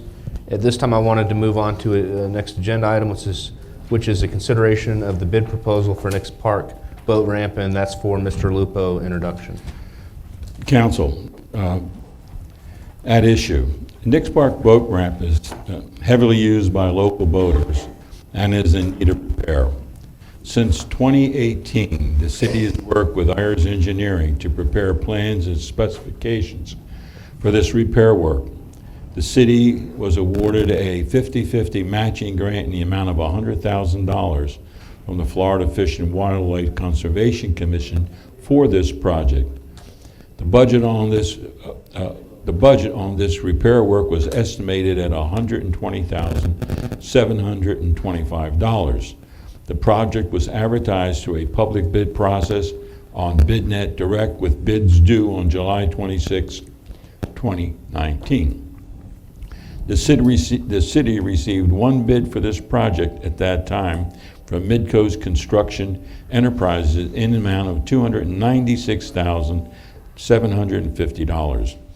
That is included in the agenda backup packet for your review. Our engineer recommended that the city reject the bids and attempt to rebid this project, and City Council voted to reject the bid and rebid this project at the August 13th, 2019 City Council meeting. The city re-advertised this project through a public bid process on BidNet Direct, which bids due on January 24th, 2020. The city received one bid for this project at that time from Midcoast Construction Enterprises in the amount of $289,000, and also, that is also included in your agenda packet review. Action, motion to accept or decline the bid proposal submitted for the Nix Park boat ramp repair as presented. Alternatively, City Council can authorize staff to attempt to negotiate a lower price with the bidder. Also, we may be able to go back out to bids once again, but this time to include an additional process called Demand Star. hopefully to get more bidders involved in the process. So at this stage, we're looking for guidance from council and information to allow us to go back to discuss the issue with the bidder, and any alternative, if it's not successful, to reject that bid, and we go out for another bid process. Okay, if I may, I think that most of the folks that use the boat ramps are people that are outside our city anyways. You know, so the question is whether we want to readdress what Nix Park is really going to be used for within the city at some point. If we can't maintain the boat ramp or it's that expensive and our citizens aren't getting a whole lot of usage out of it, that may be something we'd look at down the road. That having been said, we do have an existing boat ramp, and one of the nice things that we have is Fish and Wildlife. They do utilize that boat ramp, and so does our police department, and I'm sure the fireboat goes in there, I would imagine, as well. So that having been said, I don't like any of these bids. My personal opinion is that these bids are way too high for what I think the work should be, the amount of work that should be done. My personal opinion would be to reject the bid proposal. I don't know if negotiating when the starting price is $289 is going to be too fruitful either. And I think we just throw it out, go to put it back out to bid again, using the different technology that you have and providers to maybe help get more bidders, more competitive bidding. That's my personal opinion, and I'll pass it to the right this time to Mr. Kinsella. I agreed. Looking at this and also trying to determine what the scope of work is. It's amazing how we did a budget estimating it, and then all of a sudden the bid came in and it was outrageous. And so why? What's the difference? I don't understand. Maybe there's more to it than what we realized according to the two previous bids. Maybe there's more work than what we realized. So I don't know what the scope of our estimate was. And that's what I'm questioning. But I don't like this the way it is, and I too don't feel we should move forward with this. Mr. McCleary? I agree with what everything's been said so far. I'm not apt to approve a bid that only had one responding bidder.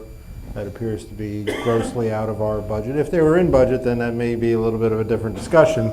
But seeing as they're so far out of budget at this point, I see no reason to continue with this specific proposal. I highly suggest we go back out to bid and get as many bidders as we can, however means we can, to get as many bidders to respond. And I also think we also have to start entertaining that conversation of a port fee or something of that sort to start substantiating. I know there's been some conversations before you get all wound up. Well, I was going to comment on that, if I may. Okay. One of the things that's going to happen in the not so distant future is the county is going to be voting on whether or not to release funds to help us with that exact area in terms of dredging, which we've offered to put money to match. And one of the discussions that I've had with some of the commissioners and other people that are involved, because their biggest issue is Nix Park. For obvious reasons, it benefits the county. So, you know, I would think how much time and effort and money we put into this of city money may be contingent on how much they're willing to help us with money that they have available through the Restore Act, which we put a package together and sent it. I don't see the point in continually putting money into Nix Park if we're not going to be able to dredge and we're not going to be able to fully utilize that park for what it should be, which would be putting boats in any kind of boats. I think that as we decide to get away from dredging or can't dredge because of funding issues, I think it has a direct impact on what we're trying to do with the parks and the waterfront area of the city. So, you know, I think I'd like to, I think it's important because I think it's interrelated to the package we've put together as it relates to the same area in terms of that Restore Act money that's out there. So I kind of wanted to reject this bid, but I think that's something that certainly should be discussed with the county to a certain extent too, because really they're benefiting more than our citizens utilizing the park. So certainly, if we're unable to fund this and keep it maintained, that may be something that they should be aware of and maybe want to put some money into it to help us. So. I agree. I think one bid 2 times from the same company through the same bid process. Did you just say that we were going to use another bidding process, Demand Star? Yes, ma'am. So is that going to open the field quite a bit? Jocelyn? I just want to clarify something that he said. So currently Process. we use BidNet, which is an Right. online platform that is a national Right. platform for advertising public projects.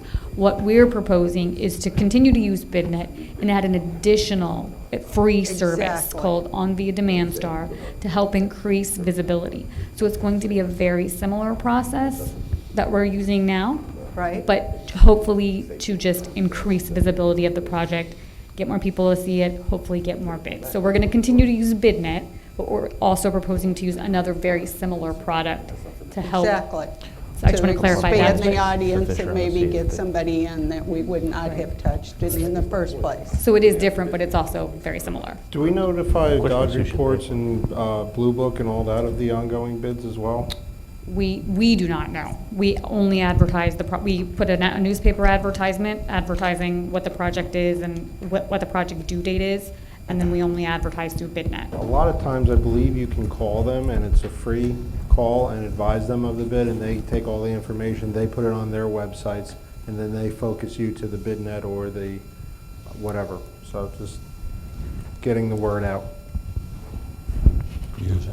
I just agree that we should use whatever means we can to get another bid from another company, or at least get the interest from someone else, because it's from the same company and it's only $7,000 less than their original bid. They're not really willing to work with us, apparently, so. Or maybe they are, and we just have a busted budget, but we won't know that until we get more bids. Exactly. But the issue is if it's going to cost that much, which it looks like it may, because that's the second time we put it out to bid, then the question is, the really discussion should be who should be paying for this. I mean, that's one of my bigger concerns is we're spending a lot of city money on something that, by percentage, I think 10% of our citizens were using the boat ramp as opposed to 90% that were coming just from county residents.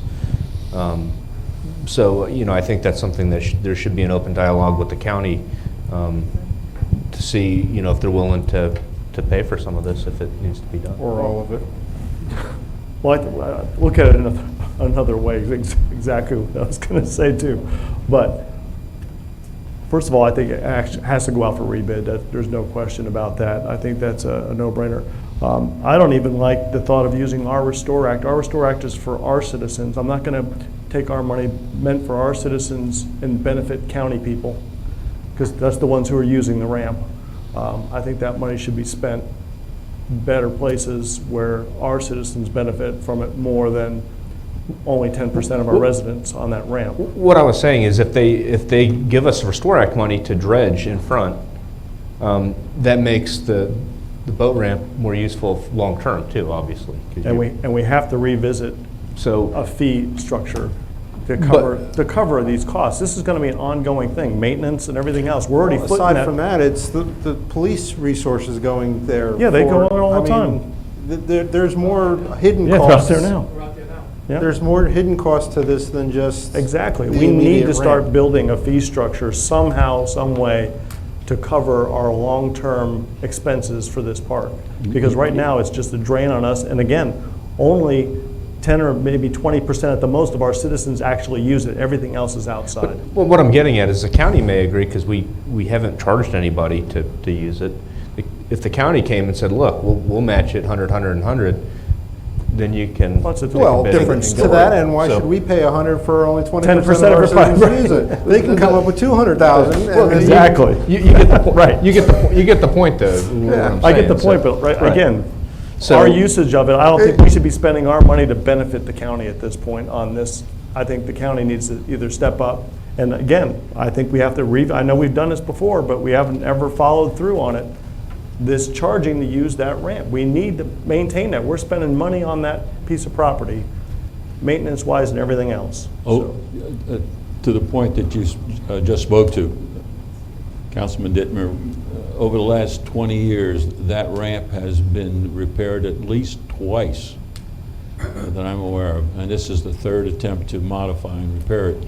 So you're correct in the amount of resources that the city has been placing basically at the disposal of all county residents. So your point on with what of the future maintenance costs for that facility.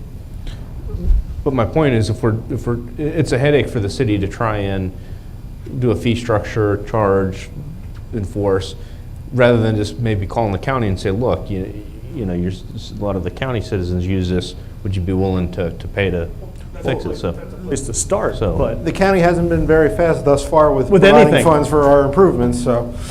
they haven't even voted on the Restore Act, and we've been, But I think we have to sit back and see what they do with it. for how long? Huh? I think it's on an agenda coming up. or Maybe- will Supposed to soon, be. so. Maybe until after this So- election. Yeah, after the next election. That's probably it. But this all ties in with what's going on there. It's all the same area and same type of issue where we're really talking about things that we pay for that benefit the county. So they're aware that this is going on. I've spoken to them about the matching grant from the Wildlife Commission. Maybe if we told them we were going to start charging fees, they would motivate them to step up and help out.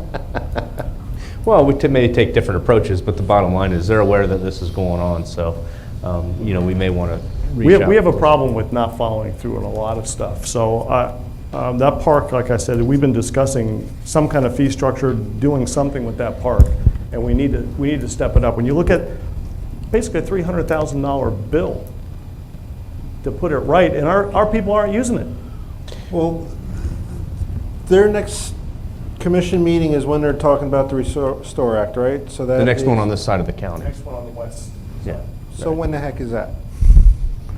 I don't have a date yet. They meet twice a month, so it's either 2 weeks from now or 4 weeks. So it'll be a month in the next month. Okay, well, 6 weeks from now, we'll put on our agenda discussion of charging a fee at Nick's Park for county residents. Or if that's what we want to use it for, because we don't have to use it as a boat ramp at all if we don't want to. I mean, we could put boardwalks there and let people fish off it, which our citizens would probably use more Well, I than a think boat the ramp, so- 20% of the citizens who do use it might get a little ticked if we cut off the boat ramp, So so. they'll make friends over at Sand Pebble. So. They're all- So, but 6 weeks, we can put it on the agenda and discuss it. No, I agree, and on all the issues as it relates to Nick's Park and what we want to do with it. Because we still have the $200,000 matching that we could use there, or not matching, that we put towards the resort. Right. Yeah, the 200,000, we're not giving up on that. Whether or not they come up with their Right. 600,000 Restore Act, we're still doing sidewalks and lighting there. Lighting Right, signage. and streets. Can we go ahead and make a motion? May I make a motion? Go ahead. Like to make a motion that we reject this proposal for the Nick's Park boat ramp repair and re-advertise this project through other public bid processes. Second, Before we vote, the only other question, how long is this matching grant? Does it expire at some point, or do we have to spend it is there a time frame we have to spend it? We've had this grant since 2014, so they've been pretty generous about giving extensions. And they're Okay. very aware that we've had multiple bid process. We do regular progress reports, so I don't foresee any problems with Okay. getting another extension. That's the only other question I forgot to ask that I think may be pertinent. That having been said, before I get to my vote, anyone from the public? Mr. Mueller? And then Ms. Rogers next.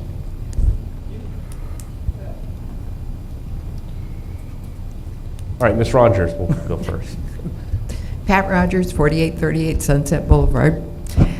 One of the problems with the ramp is the prop wash from Sun Cruise boats going in and out. Is there anything we could do about that monetarily? Legally? they lost their tide stick, which tells them when they are not supposed to leave the dock. You know, when the tide was below a certain mark, they weren't supposed to leave. They ignore that. They've not been a good neighbor. So I guess there's nothing we can do but hope they'll go away. Be a hefty legal bill. I don't know if we wanted to go down that road. Because they're damaging seawalls. People's docks are becoming unstable because of them. You know, they do a lot of damage in our river. They don't produce anything that's positive for us. Thank you, Ms. Rogers. But it's just a thought. Mr. Mueller. Dave Mueller, 5439 Blue Point Drive. I think you guys are on the right track. This definitely need to be rejected. One bid is not a way to evaluate whether it's a good price or a bad price. But I would suggest, and I don't know who suggested it, taking a look line by line on this bid with our engineer potentially and that company and see what's in there. Maybe we've missed something, maybe they're missing something. It gives us an idea and a reference point going forward into the rebid of maybe there's some disconnects there.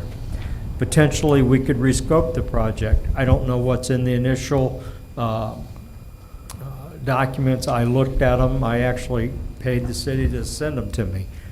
They should be made available without me having to purchase them. But if you go down that list, there may be some opportunity to trim it back, change the scope, and try to make it work within budget. Potentially there's contractors that do this kind of work for the county that are already on board. Is there potential to piggyback into any of those arrangements and get them involved and give us an estimate? I don't know. Potentially you get a direct source there. Also, I think you hit it right on the head.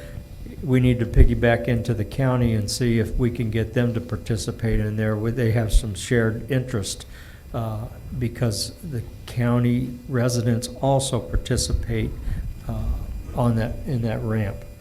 I know I emailed or texted you guys something about this Coastal Barrier Resource Program. I don't know if you've got anything for me. That guy's got some pretty wild ideas, and it's a potential to, I don't know if we can leverage any money out of that. Thank you. Thank you, Mr. Mueller. Anyone else? Seeing no hands, we have a motion, a second. All in favor? Aye. Aye. Any opposed? That motion passes. We move on to item 6, which is going to be discussion on appointment of members and on boards and committee members.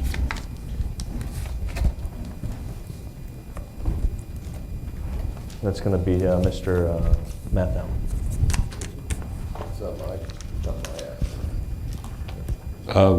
This discussion is in reference to the questions raised by council with respect to the manner in which individuals are nominated and qualified to the various boards and committees. Council wanted to continue the agenda item for the last council meeting regarding discussion on requiring and/or recommending that any potential board or committee person attend a meeting prior to being nominated for a position. The city charter, Article 7, states that the city council shall have the authority to nominate qualified city residents to serve on boards and committees. There is an exception for the Board of Adjustment only regarding residency. Also, the power to remove rests with council. The power to nominate members and alternates to boards and committees rests solely with council members. This cannot be changed except by referendum. The individual must be a qualified city resident. Any requirement that potential members or alternates for a board of committees attend a meeting can be done by a resolution which would reflect that same is highly recommended.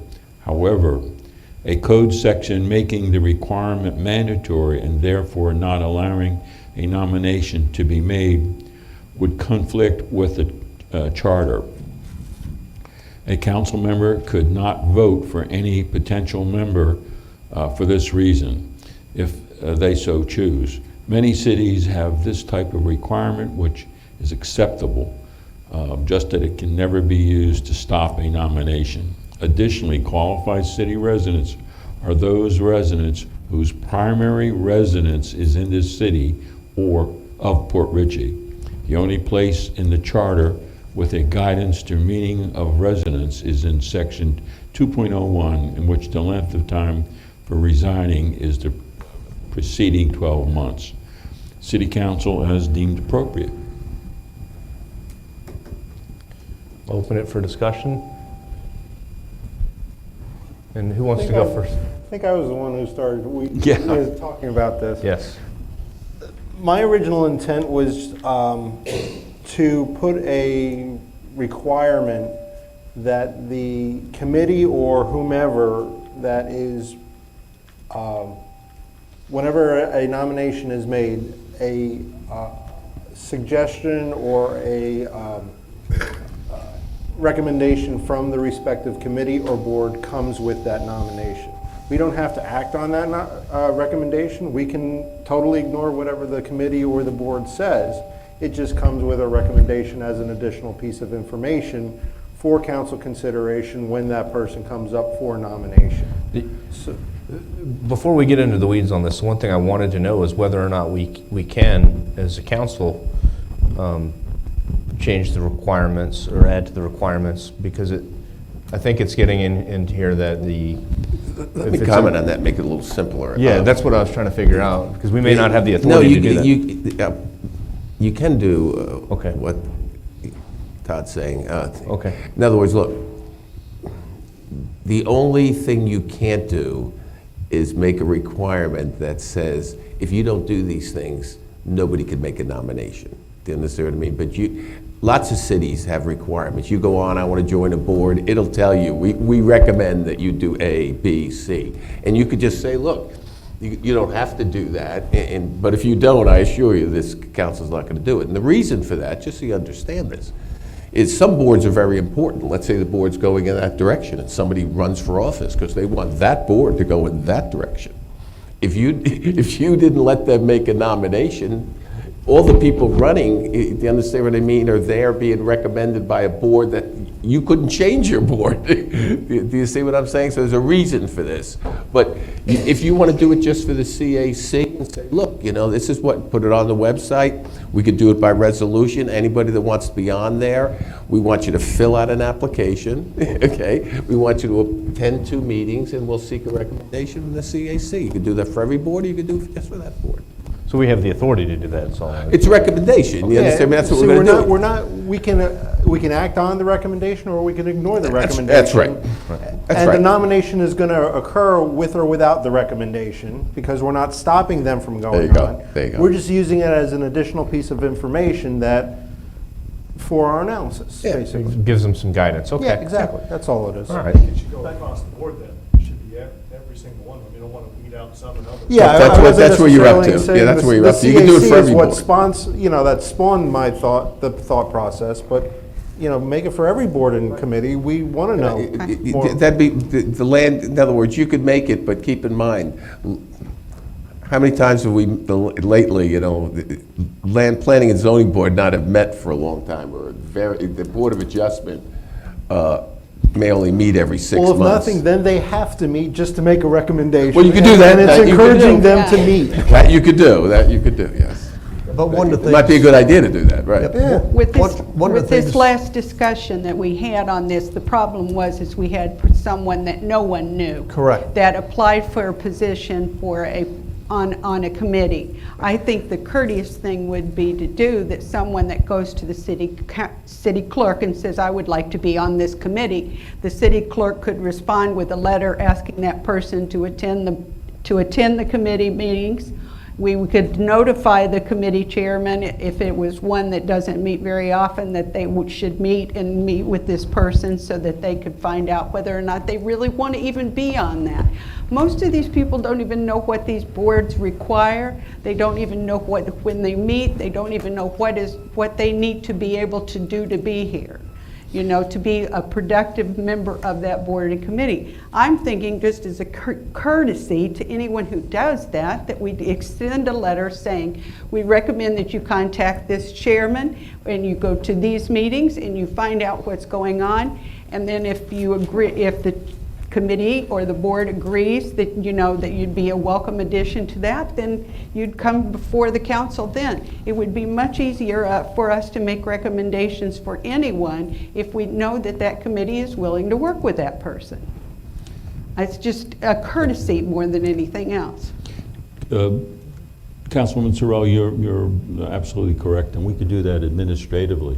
We understand your desires, and we can prepare a letter to be sent to the clerk, by the clerk, for anyone who requests to be on one of our committees or boards. I think that would be a simple way without changing anything or without having any infractions against any kind of, you know, legal problem or even show a prejudice against it.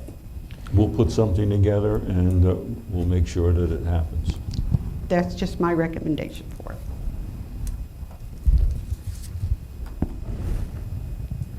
No, I agree. We've had a couple of people that came in this council meeting. They were looking to be elected, approved to be on the committee. We knew nothing about these individuals, not one thing. Didn't even know if they were really, truly residents of the city. So I think we need to have something there, some type of process. Well, especially some recommendations from the committee or board themselves. By doing that, we would also be getting people who are willing to make the sacrifice and do the time and do what they need to do. That would show their positive interest in the committee or the board too. Because they would have to do something outside of just saying, hey, that's just what I want to do. We should probably just talk about the couple of recommendations we make in the letter that the city's going to send out, if we're going to go that route. In other words, you recommend they go to a meeting, recommend that you reach out to the chairperson, whatever, you know, we want them to do. That's what I'm saying. In the letter, you would just say to them, the chairman of this committee is such and such, and give them a contact number, and then they would contact that chairperson, find out when the meetings are, and come and attend a few meetings to find out what it is all about. And that's all we'd have to say in the letter, is that this is what we recommend that you do before you apply. Now, are we including the board or committee recommendation as well? Because what I'm seeing now is we generate a beautiful letter and it goes out to them and they don't do any of that, and then they put their name up anyhow. We still don't know if... No, I think the board still has to put forward... so the board would put forward the recommendation and we do the... Okay, so it's both. Okay. Both, okay. Right. Yeah, that's fine. I think that's a great idea. Does anyone have any motions? We could do it by consensus if you want. Why don't you have them bring the letter back to the next meeting so you can see what it's going to say, and then Just you can... something simple. It doesn't have to be anything We would have to elaborate. do a resolution for the committee requirement for the recommendation, don't know? Or We wouldn't, you know, we wouldn't have to do, No. force them to give us a recommendation. I'm sure they're going to be more than happy to. That's We fine. could make them, but That's fine. just bring it back to the next meeting, what the letter's going to say, and then you can look at the details. Bring it back. And just authorize, then we might have some other ideas. You can get it started. Thumbs up all the way around. Okay. So we'll close this by consensus. At this time, I wanted to move on to old business. I'm going to start back off to my left this time with Will Dittmer. As far as old business, I think we covered it. Was the park and the Restore Act and those things on my, so my old business is taken care of. Thank you. Ditto. We've talked about everything. Circling back to the, oh, I'm sorry, I didn't mean to. I'll go last this time. That's okay. Okay. We'll let you go. I'm all punchy now. Circling back to these noise ordinances, they were talking about Whiskey Joe's this time, and before it was Whiskey River. So we have an issue across that waterfront all the way around. Okay. It's all the same businesses, and these business owners and these managers have known all the time we've had problems with the noise problems for ever since I've been in here, and I know that it's existed since the city has existed. So I just would like to see, I'd like to see us reach some kind of agreement with the businesses that they're just going to behave, follow the rules. One of the concerns that I had is he's saying, well, it should be measured from the nearest property line, but that's not necessarily our property, and I don't think our police can just go on other people's property to try and measure sound. No. So I think that's one of the issues is with the enforcement. Most of the neighbors to Whiskey Joe, Whiskey River are other businesses that aren't necessarily going to want the police on the property with gauges. They could go to the Reed's house and stand on their dock. Right, but that's his complaint, is he's saying that's not adequate. I think, because he was here at another point. That's obviously more than 55 decibels. Because I know that, I think it was I think it was one of our officers did that, and he said that that wasn't appropriate. And he wanted basically her to go to a private lot and be right up next to the. So we have private streets in front of those places. Why can't we sit in the street? Because Whiskey Joe's, their stage is at the back by the water Right. line, and the building's in between. And so the there's sound enough carries more on the water than and it the does sound carries anywhere across else. the water much cleaner than it does. Also go to Nick's Park. Nick's Park, we could go to Nick's Park. Again, it's probably going across easier than it's going to the side. But when you read it from those other areas, it doesn't reach the decibel level, I think, is what we found prior testing.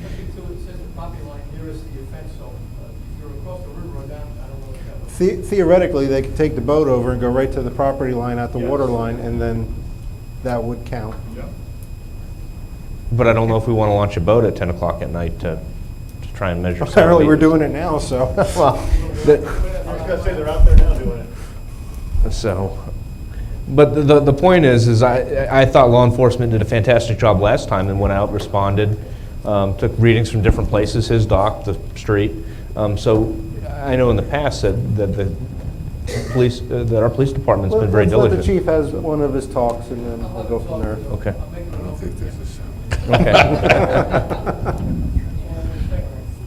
Okay. Can I say something? Yes. The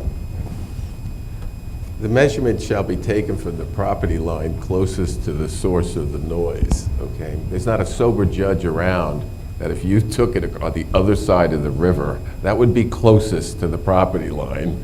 The fact that it's 200 yards away, if it's still violating there, I assure you, it's a violation. It's a violation. Sure, okay, so I mean, this is the minimum, the closest you can get, not as far as you can get, or the exact place. If you were 10 feet away from the front property line, you would still be complying with the testing requirements, okay? Saturday, I was walking out of Catches, and I heard Whiskey Joe's banging like they were next door. So they're quite loud. Okay. That's all I have. Whiskey Joe's had promised to, when they built their building there, they built it so that their stage was facing towards 19 rather than the other, and they took those into considerations when we were going through the codes and the variances. Those were discussed numerous times, so it's not like they don't know. And the speakers are pointed towards 19. They reflect beautifully off of the hard surface building, and then they go back Exactly. across the water. That's how sound works. Mhm. But they're aware of it. Okay. Have they changed And I have management? a quick question. What is the status of our fire engine? What is the status? We should be receiving it this coming week. There were some parts that were necessary. Pardon me? It did come back already. I was just there. This morning, and it had not. In service. Yeah. Something was brought to my attention by someone I was talking to. When we do have to take into consideration a new fire engine, our fire building is not going to probably accommodate a new engine. So We have to think about that. The driveway and the garage doors and everything may not accommodate a brand-new building, so that's something that we need to be considering also. I had that discussion this morning with the chief and one of the captains, and that was an issue that we brought up. And in any discussion of a new engine that we would be discussing the coming budget cycle, that would be part of the consideration, that it would be able to fit in that facility to give this city, this council, future councils more time to husband funds in order to think about redoing the building itself. We have a lot to consider during this next few budget cycles. And I met over there and I saw the same issue, and one of the issues is if we do get a new fire truck and there's no real value in selling the old ones, but they're very useful for training purposes, is one of the suggestions that they made that we may want to discuss down the road is they make an add-on that you can put onto the building that's not necessarily attached, but you may be able to find some funding. It's not like a concrete add-on other than the slab, which is already poured, but it was like a carport type building. That was part of the discussion that I had with the chief this morning. Fire truck port. Even the oldest engine that we have, we would keep it. It would not be worth attempting to sell it. We could still use it in an emergency or as a backup, and that we would have to construct a covered facility alongside of the building to protect that engine. So that was part of the discussions, sir. Right. One of the other things that I did is the fire department, I've had some discussion, new chief. One of the things that I saw when I inspected the fire department is they had they were really well stocked up on first aid equipment and that sort of thing, and it was starting to look like it was getting a little bit older. In talking to the police department, they didn't have first aid kits, so what I was asking our fire chief to do is to use the existing, because they had tons of first aid equipment, to put together first aid boxes for each one of the police cars, so they would have just a standard kit in each police car, and then open. Have one? And then. Some of the guys, I bought my own kit, it's a trauma kit, you know. But I don't want them to buy their own kits. I don't. No, I don't think that's right. agree with you on that, So- but I'm a little bit surprised that our police department doesn't have anything on it like that. Nope. So. Well, we must add that to the budget too.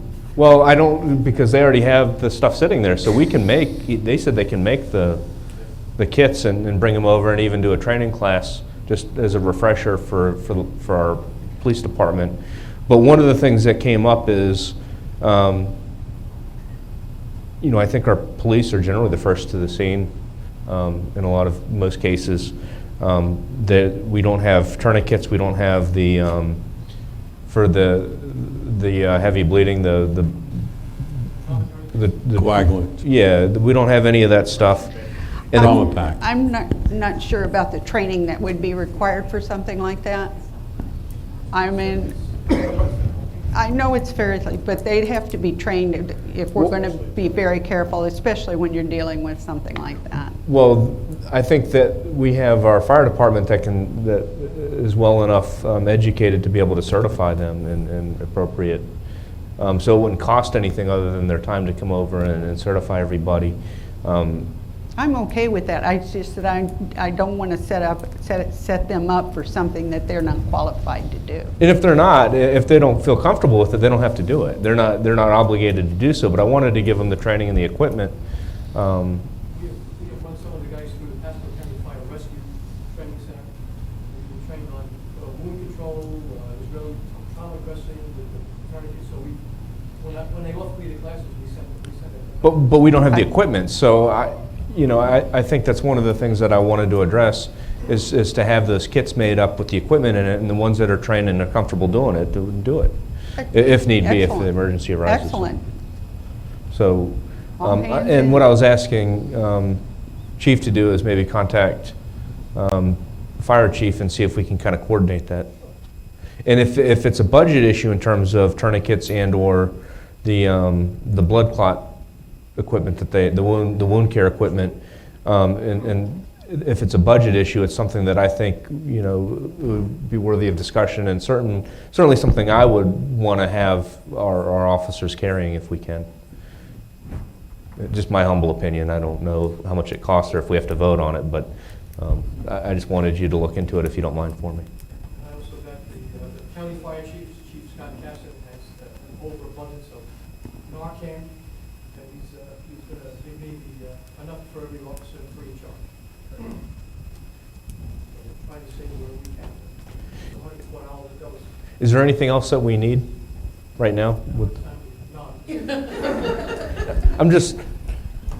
No, let me get together with Chief Saroy, and we'll put together, and Captain Quinn, we'll put together a decent kind of a first aid kit.